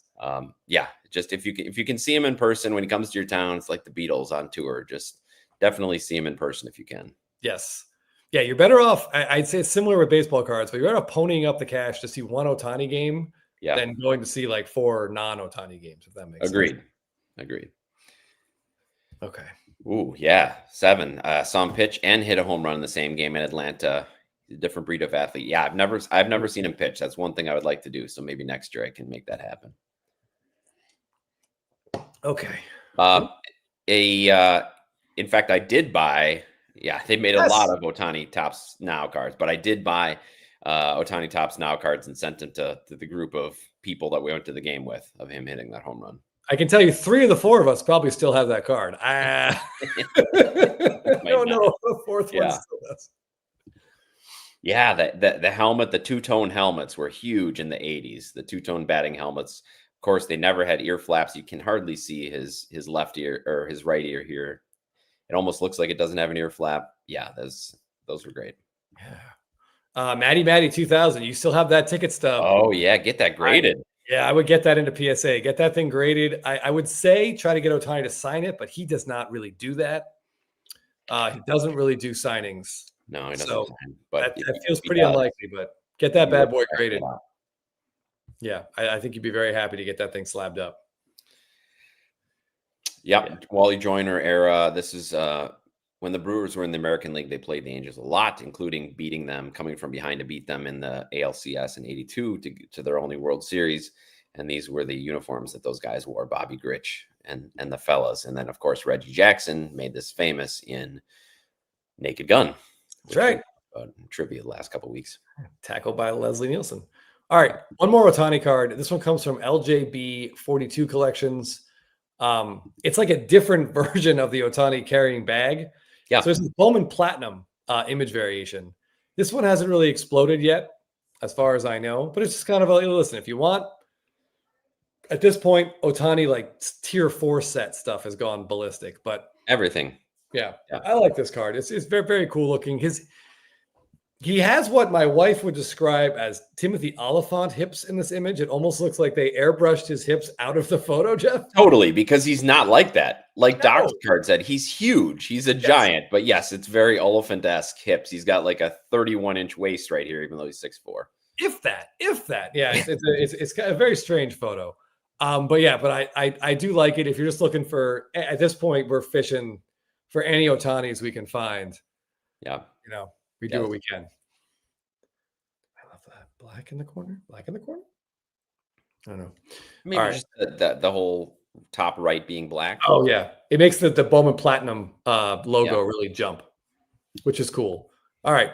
SFO was here a few minutes ago. I don't know if he still is, but I did want to talk about this Wade Boggs card. Yeah, talk about this. This was fun to see pop up. Yeah. So 2013 Topps update, Jeff. I think I'm going to say when, not if. When we complete our Topps Chrome SSP run of 2012, 13, and 14, I think our next project should be these 2013 Topps update SSPs, because there are some really cool legend shots in here.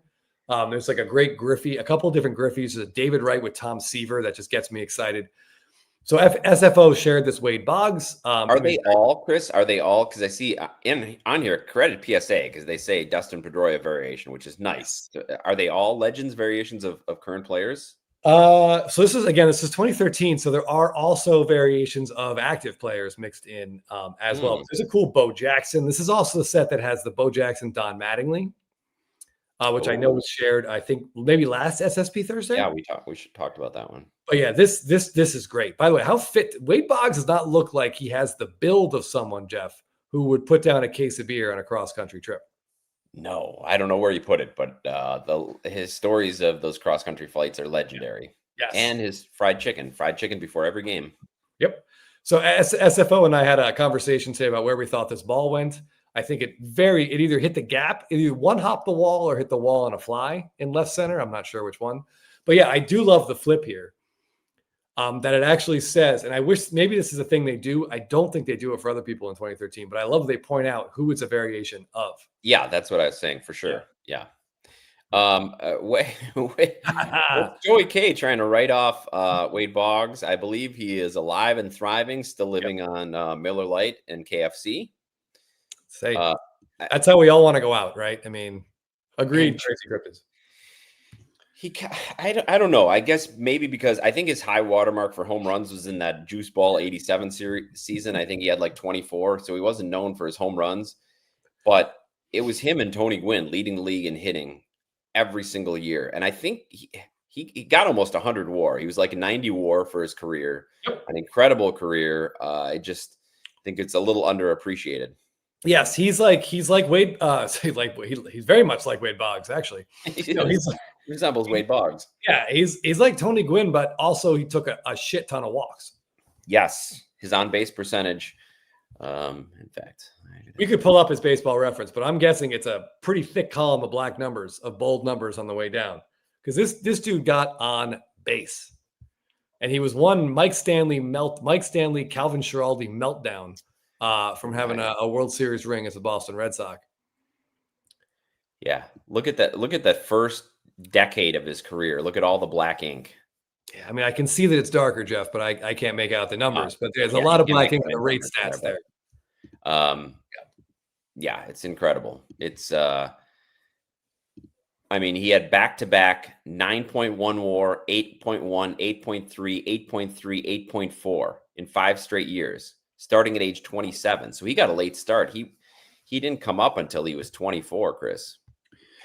Like 5 years after some of these guys. Yeah. Look at that 5-year run he had here. It's outrageous. It's outrageous. As someone who spent a lot of time in baseball card shops in Massachusetts in the summer, in the late 80s and early 90s, I can tell you, Wade Boggs was quite popular. I mean, the fact that he led the league in WAR 3 straight years and finished 7th, 9th, and 6th in the MVP shows how different things have been. Yeah, we should go back. We should look at those. 461, and 476. Yeah, Jeff. That's Ruthian. Yeah, the 1986. Who was the MVP? Was that wasn't Mattingly, right? Who won that? No, not 86. Who won? Yeah, let's pull this up. Bell? Clemens. Oh, his teammate. His teammate with an 8.8 WAR. So surprisingly, Brewers legend Teddy Higuera led the league in WAR that year at 9.4.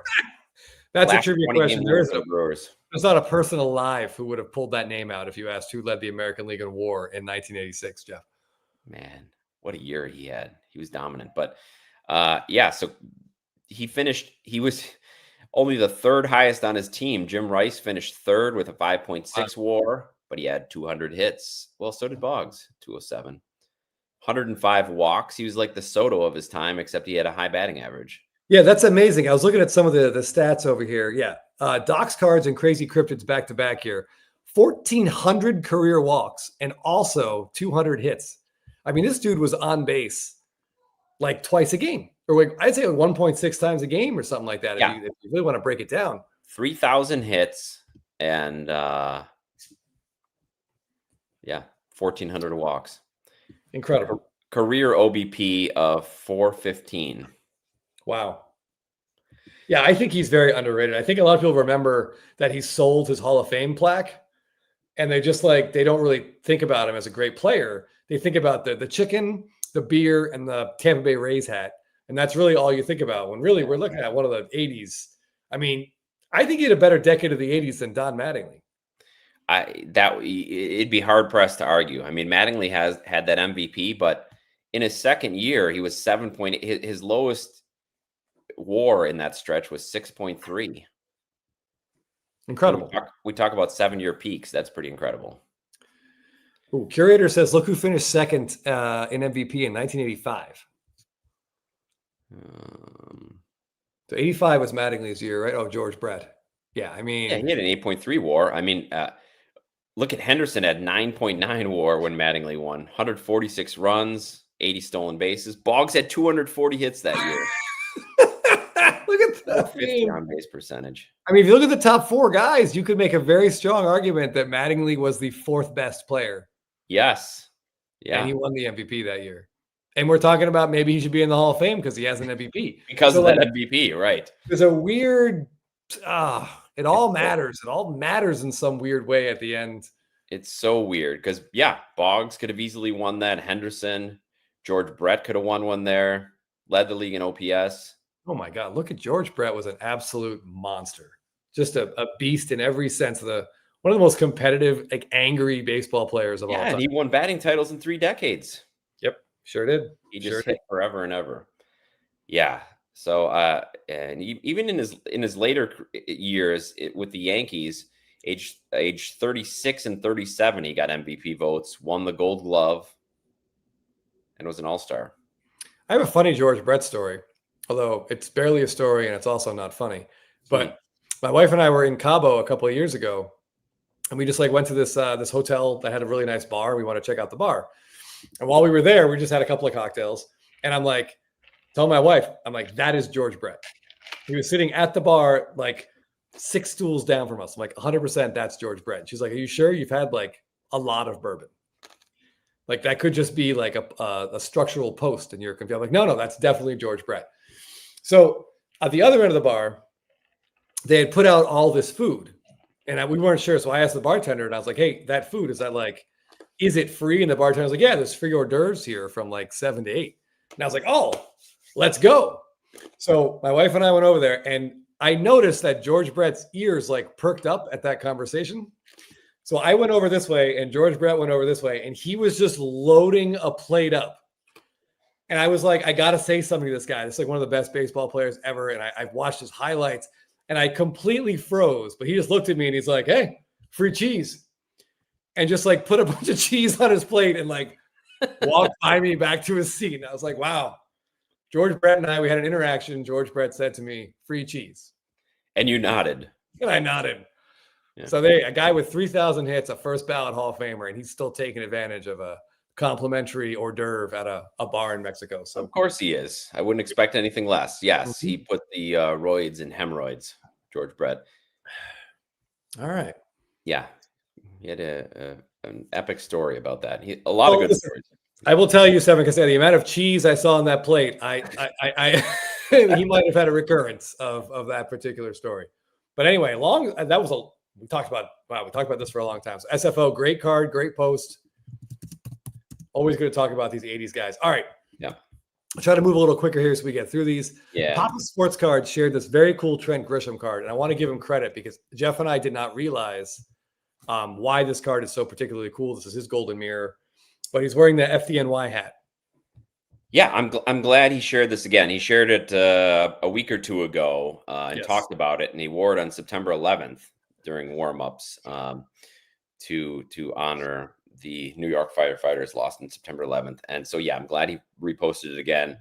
A great idea for Topps to do. I wish they would do more things like this. And kudos to Grisham and Papa for posting it again. Yes, thank you for drawing our attention to it. Another card that we probably would have missed without someone else pointing out this detail. So very cool. Joey K. Yes, I should have said that. I should have been like, hey, be careful. We're going to check your silverware for pine tar. And then he would have just stabbed me probably, which would have been completely justified. Right. Chris, American tourist dies in incident with former baseball player at luxury resort. Cheese poisoning. It's always the way I was going to go. All right. All right, real quick. Maddie, here we go. All right, Matty H Cards is doing sort of an advent card countdown this December. He's showing off the top 24 cards in his collection, or at least his favorite 24 cards in his collection. Yes, so follow him if you haven't. Give him a follow. He puts a lot of effort into his backgrounds, his posts. Like, it's always an enjoyable read as well. Excellent account. Jeff and I love this card. Great idea by Topps here for this SSP rookie. Yep. Just, yes, great. And I loved how they framed it. I love how they've got Ichiro facing the camera and Julio not facing the camera, even though it's his card. Just sort of passing of the torch, teacher and student vibe. Very cool card. Yeah. And he took the qualifying offer. So he will be back and probably about half as good as he was last year. Okay. Mellow card shared this cool Michael Harris. I remember the Stadium Club rookie came out in 2023. This is his Stadium Club SP. And I was like, what? Yeah, this was a hot topic when it came out. But yeah, we looked it up. It's him getting his Rookie of the Year award. And yeah, it shames me, Jeff, that I still don't have a copy of this card. I absolutely need one. This is phenomenal. Usually stuff like this would make us upset, but everything about it is so preposterous that it's amazing. It is. It's so absurd. And there was a lot of talk when this came out of you potentially getting an outfit like this to wear out. So I was hoping that would appear in your mailbox before the card, but neither of them have apparently. Neither have appeared. I do have to say most of that talk came from your side of the show. And I think a lot of it came from your wife once we showed. I think M. Parsons was all about that. She wanted to see this outfit. No, if I could find it for under $200, that would be one thing. All right. We have to go. Let's speed up here. Ripon Dodgers showed this pretty cool Yasiel Puig, another cool 2013 update card. You can never go wrong with giant props. No. And Puig, despite not having a great career, has some really cool cards if you're a Dodger fan. Season collector with this 2016 Topps Mike Trout. Low angle Trouts are always a winner. Blue This is a sky. really cool shot, but I'm going to say something that might upset some people. I love everything about this. The low angle, the upper deck behind him, the bat point at the camera. It's all very cool, but the focus on the bat knob sort of throws his face out of focus. And I'm getting sort of a Baby Ruth type feel from the way his face looks. Oh no. It's not very flattering. I'm never gonna look at that card the same way now. It's not very flattering. And it's not. Anyway, just look at the bat knob. Let's just leave it at that. Here's a much better Mike Trout face card. This one comes from Trout Collector 5. 2024 Golden Mirror. And we've seen a lot of Trout cards lately for whatever reason, Jeff. I think this is one of his very best flagship images across all flagship sets. I really, really like this card. I could buy that. I could see that. Yeah, it's a really cool celebration shot. He looks semi-happy in the dugout, which is about all you can say playing with the Angels. Yeah, I think we could describe this card by Mike Trout hits like solo home run, 420 feet, to bring the Angels within 4 and celebrates with a bunch of guys who are now in AAA on other teams. Also from 2024, JB Cards 1991 shares his Acuna, which normally I would hate because it's a red carpet, image, which I don't like, but he is holding a diamond necklace of himself. Which is great. Yeah. Which is pretty awesome. This still should be him standing on second base, but something about this card does make me smile. There are plenty of other sets to get that second base shot in that they didn't do. So I do like this, and I still need a copy of this one. All right. I'm trying to fit it so it's exactly the top hat on Chris. Yeah, you got your work cut out for you. All right. Kyle collects cards, has not posted in a little while. Yeah, but welcome back. Yes. Rejoined Instagram for SSP Thursday. And this Zach Neto card it's his rookie card, and it's pretty cool. He looks like a kid. Obviously, he's crazy young. The little inset picture, Jeff, the hat is like too big for him. He is young, and he looks even younger. Yeah. And I love that he won't step on the chalk line. That's a great move. Yeah.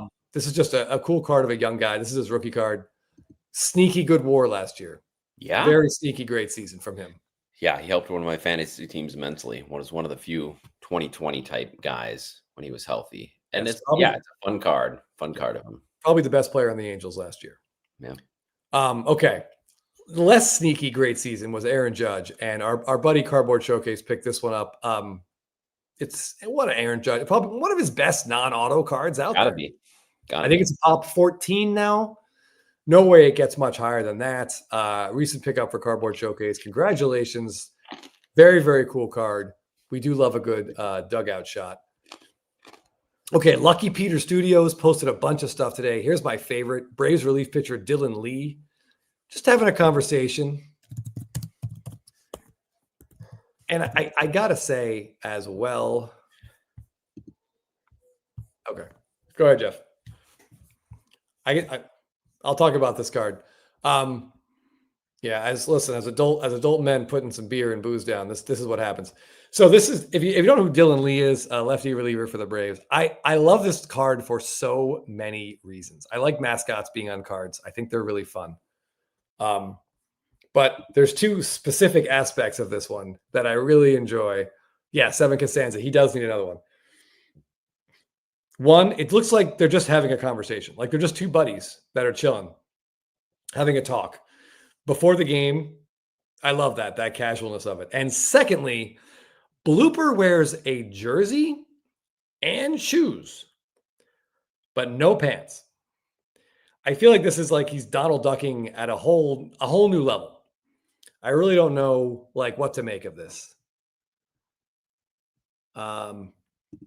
Congratulations, Battery. That's a really cool card. I guess that's one of the best SSP rookies out there. I like it a lot. I liked it more when Riley wasn't getting hurt. So hopefully next year he can stay healthy. But yeah, I look at this card a lot, and I just wonder about like what's going on with Blooper. Should Blooper have to wear pants? Maybe like a kilt or something? It just feels weird. This picture drew my attention to it, is what I would basically describe. I never thought about it before because he's a mascot. But when I look at this card, I see the shoes, I see the jersey, and there's no pants.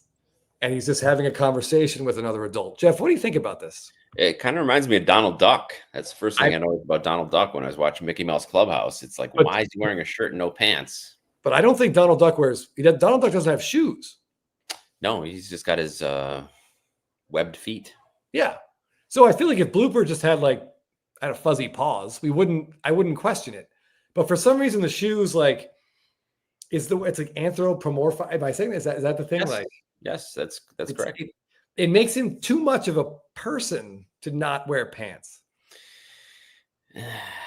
Yeah, he's got a interesting body shape there too, as well. You're right. Donald Duck does wear a bathing suit to the beach, so he gets dressed more when he goes to the beach. That's an interesting choice. I think Doc's cards. I got to say I think a jock strap would just make everything worse. Though I would love to see it. It'd be very Clockwork Orange if he's just got a big jock strap on. Yeah, Will's like, Will, I know what you're talking about. Jeff was there the whole time. Yeah, I saw him. But anyway, Lucky Peter, I do enjoy this. I think this is by far Dylan Lee's best card. Certainly his most interesting card. All right, there it is. Okay. All right, I got two more, Jeff, and then it's time for our Instagram post of the month. Yeah. And then it's time for your kids to go to bed. Yep. All right. This comes from Brent's Dugout. And Jeff, I know this card is right up your alley. Everything about it. Yes. Love this description that he wrote up of it. Talking about owning this in any grade is absolutely right. In case nobody's, I don't know. I've got it right here. In case nobody saw my post today, I posted something similar. That's right. But it's not a rookie. But I love these heritage throwbacks. Love the uniform. He's just, he looks like a ball player, and it looks like both the design is a throwback and the image looks like a throwback. This card is awesome, and I love the fact that it's an 8. I would love to get one of these in a low grade.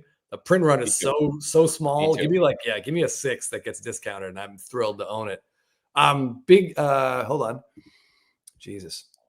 Big Pog. I said fuzzy paws. Pause. Palms. Yeah, throwbacks for the win. All right, Ben, if you can stick around for 5 minutes, don't go anywhere. Yeah, don't go anywhere, Ben. They're not autos, sadly, on these heritage throwbacks. They're just so rare as they are. They're very tough to find. Be great if they're auto. Throw a red ink on there. Right? Well, I think they have to use a different color to sort of differentiate them. They're not really similar because the vintage in flagship, Zach, is the same image. They just use now they've incorporated different design around the frame, so it looks like more of a vintage design. And then they have the vintage Topps logo, so like the little curly T under. But it's the same photo. For heritage throwbacks, they're actually wearing their throwback uniforms for their team. It's the same card design as their base card, but they're very short printed, and they're wearing the throwback uniform. Yeah, I'm just trying to. I saw some of the comments asking for an approximate value here, and that is a great question. Man, no idea, but I'd like to get one. So if anybody has one at the current value. Yes, I would say according to Market Movers, no copies of this card have sold this year. The last recorded sales were in 2024. This would be in this grade, it would be like a $600-$700 card. Kevin, this is crazy. You have a heritage throwback 10. That's awesome. Yes, they don't grade very well typically, so very nice. That's part of the throwback feel to them, Jeff. If these were crisp corners and perfect edges and well centered, it wouldn't be a heritage throwback. No, and in fact, let me just take over the screen for a second. Yeah, I'll show. I've got this Judge, and I have this courtesy of Short Print Today. He upgraded his to a higher grade of this particular card, but I wanted in any grade. The front looks great, and you can see the back. So the back is all black, which makes it really tough to grade, and you can see there's some corner issues. Oh yeah. So that's why it got the lower grade. So these are really tough to grade. A lot of the vintage sets, a lot of these sets that they use from the late 60s, now they're into the 70s. a lot of them had dark backs, which are really tough to gem. So you're not going to get a lot of high grades. Yeah, I feel like the current last year's Heritage set was from 1975, which is notorious for being all centered. Correct. I feel like Topps did a nod to that, and so many of the Redding, the Cheerios especially, are always. Yeah, you can't find one. Yeah, I feel like it's a definite nod to Robin Yount that they made those all off centered. KC Cart Connection, it's on Market Movers. Maybe there's a sale from this year that like 130 point could pick up. Market Movers said nothing since April of the last year, so I wouldn't expect that comp to hold much water in a negotiation. But good luck for you. Yeah, that one I've seen, the BGS 9.5 at 5K. I don't know if that seller has a lot of wiggle room either. It's a really cool card. I don't know what the print runs are. Probably like 30 or so. If that, yeah, they're so rare. I don't think. Let's see. Some of them do, and some years they did, and some years they don't. It would be right around the number. Looks like the judge did. Yes, you can see it right. Yeah, kind of around the ball. It's tough. I mean, you got to go look at the checklist and then try to find an image gallery. It's Heritage cards. They make you work for it. Yeah, they do make you work. Okay. Oh, sorry. That's okay. Yeah. Well, we did end up getting to the 82 season. Yeah, another top 5 performance. Recency bias. So he wanted to talk about Witt's most recent. What is it? 9 war season. Yeah, Yount was incredible in 1982, and then won an MVP at another position. So we'll see if Witt can handle that. Okay. All right. Second to last post before we get to our SSP post of the month. Thank you, David. This is great. Yeah. No PSA 10s, 11 total graded, only 2 9s. Everything's less. So grade just doesn't matter when you get to those. No PS. I thought for sure there'd be like one mystery PSA 10 that we find out Cardboard Showcase has had for 3 years. Right. That he's got. He might still be on here. Mike, if you're still on here, let us know that you have a 10 and their PSA is wrong.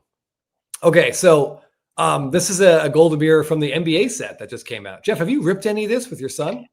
I have not. I bought a couple of mega boxes, so we should be getting those, and I'm going to rip some. I don't know if you saw, but the Topps Chrome Dutch auction went today, and hobby boxes were going for $2,000 on the Topps Chrome website. So the huge prices from Panini for basketball have moved over to Topps, and we'll see how much that influences baseball prices, especially in 2026. That is the absolute lunacy. Yep. Yeah. 2000. I mean, we could do a whole, if we start talking about that, Jeff, we'll be here for another. Yeah. The regular ones sold out at 700 for jumbos, I think 500 for hobbies. And they immediately almost doubled on eBay. We're selling for about $1,000, but these first off the line, which include the potential for 2 special parallels in a Dutch auction, we're going for about $2,000. I don't know. If you're an NBA collector, I would just sit this out entirely. Wait 6 months, and these prices. No, I'm going to buy singles. I'm going to buy a Giannis single, but this is Shai Gilgeous-Alexander hoisting the trophy, so it's like the World Series version of the NBA champions. Yeah, so this is like, if you're a fan of the. By the way, Astraf Sterling. All right, right here is where you can find it. Let us know what card you're talking about, and we'll do our best to help fill you in. You can send me a message on Instagram. I'm Baseball Card Addict. Shoot me a picture. Tell me what the card is or what questions you have. I will do my best to answer it for you. But yeah, this is like the best case scenario. Your team wins the World Series. They win the NBA title. And boom, you get this card. Like, that's awesome. I've never heard of this player. He's the MVP, Chris. So this is like Ohtani. This is like the Ohtani of the league. He's also Canadian. I'm sure our friends in the chat will remind us. Yeah, but this is like the best case scenario for an image. So kudos to Topps for getting it. Panini's been hammered for having bad NFL and NBA images, and that's one thing that those collectors were happy about. That Topps was getting the license back, and it looks nice. But the downside is, like Chasing Majors says, it's probably coming to baseball. So we're going to see either regular high-priced out of the gate baseball products for 2026, maybe a Dutch auction, which nobody likes.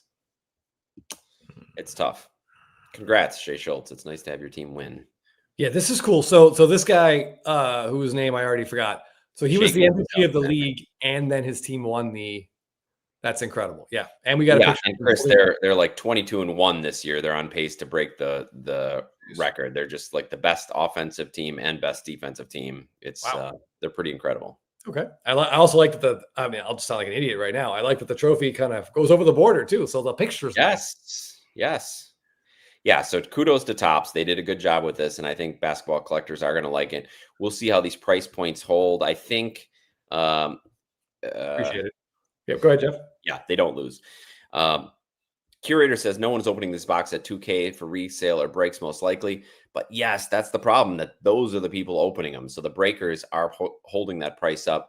And really what the Dutch auction does is ices out any potential collectors, which is really unfortunate. So I don't like that long term. To break at that price, though, what do these teams have to cost? And how many cards could you possibly come close to $2,000 on? Yeah, that's a great question. We're going to see what resale value is on these. And they were so close. Like, so a Dutch auction is where they start at a price and then they drop it at time intervals, and you can buy it at any price. If you wait, you might get it for cheaper, but it also might be sold out. What they've done previously, Topps has done, like with the Zero Cool that came out during COVID, or like right at the end of COVID, maybe 2022, was they had products for a blind Dutch auction, which is much fairer, where everybody puts their price in, how much they're willing to pay. If you're willing to pay $1,000, you enter $1,000. If you're willing to pay $2,000, you enter $2,000. If they have 500 boxes, they take the top 500 people and you get the box. Everybody gets the box at the lowest clearing price. So if the lowest person said 500, even if you said 2,000, you'll get it at 500. With the Dutch auction, what it does now is some people paid $2,500 for this, and some people paid $1,750. So you feel like you're getting screwed. There's like no, there's no sense of winning when you do get the product. So I think these Dutch auctions are about the worst way to do something for a collector. It's unfortunate. Yeah, that's extremely unfortunate. On the other end of the spectrum, I will say peace and love to all beings makes a point here that yes. Oh, whoops, wrong. Things went so fast. Okay. It is cool that Bobby Wood Jr. is a card collector himself. Definitely. Total positivity out there. Yeah, I mean, that's just everything you said is exactly right. It's brutal. I don't know who's out there buying this, but yeah. All right. Jeff. We Let's can nail this timing, okay? Yeah, right. 7 Costanza. I get crushed on a mega box from Dick's Sporting Goods. Our Stadium Club, now that they've crept over $100, we're like $140 down the tubes. Okay, but now they're over. Yeah, it's over $200 last year. Yeah, for my year mean Mercedes autos. All right. I am prepared. Let's go. All right, hold on. How do we? Oh shoot! Hold on. We have to get this off the screen. Yep. Are we ready for our SSP post of the week? Let's make sure we get this right. I want to share this. Hey, doesn't go up, right? Okay. Hold on. Great cards posted. Okay. All right. Jeff, let's go. Blabbin, bout slapping. SSP Thursday. SSP Thursday. SSP Thursday. SSP Thursday. Post of the month. Box slapping. SSP Thursday. Post of the month. All right. The SSP Thursday post of the month comes from excellent collector, big friend of the show, Ben Orr 14 Sports Cards. Because if a guy posts Freddie Freeman cards like this, Jeff, I don't even care what everyone else posts. I'm just looking. It's kind of like a cheat code. It's kind of like a cheat code. Yeah. Yes. If you know your audience, right? Yeah. Know your audience. It's like up, down, back, right, left, A, B, start, something like that. I forget what it is. The controller in my hand, though, that muscle memory will just take over. Yeah, I mean, this is absolutely amazing. I remember earlier this year when that Heritage Throwback came up, and so Ben's a Freeman collector, I'm a Freeman. We know what each other's number one card is, and this thing popped up. I'm like, Ben, you have 10 minutes. The clock is ticking. I know this is you have 10 minutes, and after 6 minutes, he was just like, get that buy now. That card's awesome. It's the only copy I've ever seen, and it's in exactly the collection it should be in. and he very sneakily picked up this the Ultra SP that he didn't say anything about it. Yeah, it just kind of showed up here, huh? Yeah, and then he just posted it without saying anything. So very, very cool to see these two cards. They're both defensive images. Obviously, one he looks like a little bit blind. The other one is post LASIK, which is great. But very happy for you, Ben, that you're able to get these two cards. And on top of that, he completed. I'm just gonna. No, other way. He's one of two viewers, I think. I believe Dave's Braves cards was the other guy this year who managed to find all 5 of the world champion Braves Ultra SPs out of 2022 Top Series 1. Yeah, and I'm telling you, I hope it goes without saying, but I hope you guys used the Blabbin code when you acquired these cards, because it should cost you a lot of money on eBay. Yeah. I will say from talking to Ben, none of these were, thankfully for all of us, none of these were eBay purchases. So comps were not being set, which we appreciate. But yeah, it makes me, as a Braves fan, I feel like man. Oh yeah. Oh, battery, you do as well. Yeah. I mean, I'm not holding my weight here, Jeff. There's a couple of these I still need to get, and I'm dragging my feet. And when I see this post from Ben, it makes me feel like I'm so jealous. It like eats me up from it. I'm happy for him, but also It's I'm like, really God, cool. I gotta say, I mean, yeah. As a fan of a team who's never won the World Series, this would be really cool to see. Yeah, these are so awesome. Hold on, where's this? Were these defensive shield images? Yeah, these are great. I mean, Jorge Soler is just one of those guys that he'll be largely forgotten, 20 years from now in the baseball world, but every Braves fan will remember. Not by Braves fans. Not by Braves fans. Yeah, that's awesome. And I do like that we got an SSP and a Heritage Throwback, because as you know, I'm partial to those Heritage Throwbacks, even though I've only got five now, maybe 6 now with my Judge. But players like this are guys that I would love to target going forward. They're just so hard to find. So when they come up, I'm glad this one went into Ben's collection, but I'm keeping my eye out for another. Yep. I'm just hoping that Ben's kids aren't interested in these cards, and that Ben dies before me, so maybe I can at least be willed to me. Yeah, or at least have him put in his will to. I get first crack at it. For his family to soak Chris Parsons dry before. Yeah, that's right. Just ring me out. It's totally fine. But yeah, that 2014 is so cool. I just never seen it anywhere else but right here. And that's awesome. That's really cool. Yeah. Yeah. Will, Eddie Rosario, where did that come from? For 6 games against the Dodgers, he was the best hitter on the planet. And that's it. Like, I mean, that whole team had no business winning the World Series. As a Braves fan, I'm comfortable saying that. Pretty much every team they played was better than them, and they just beat them and continued on. It's crazy.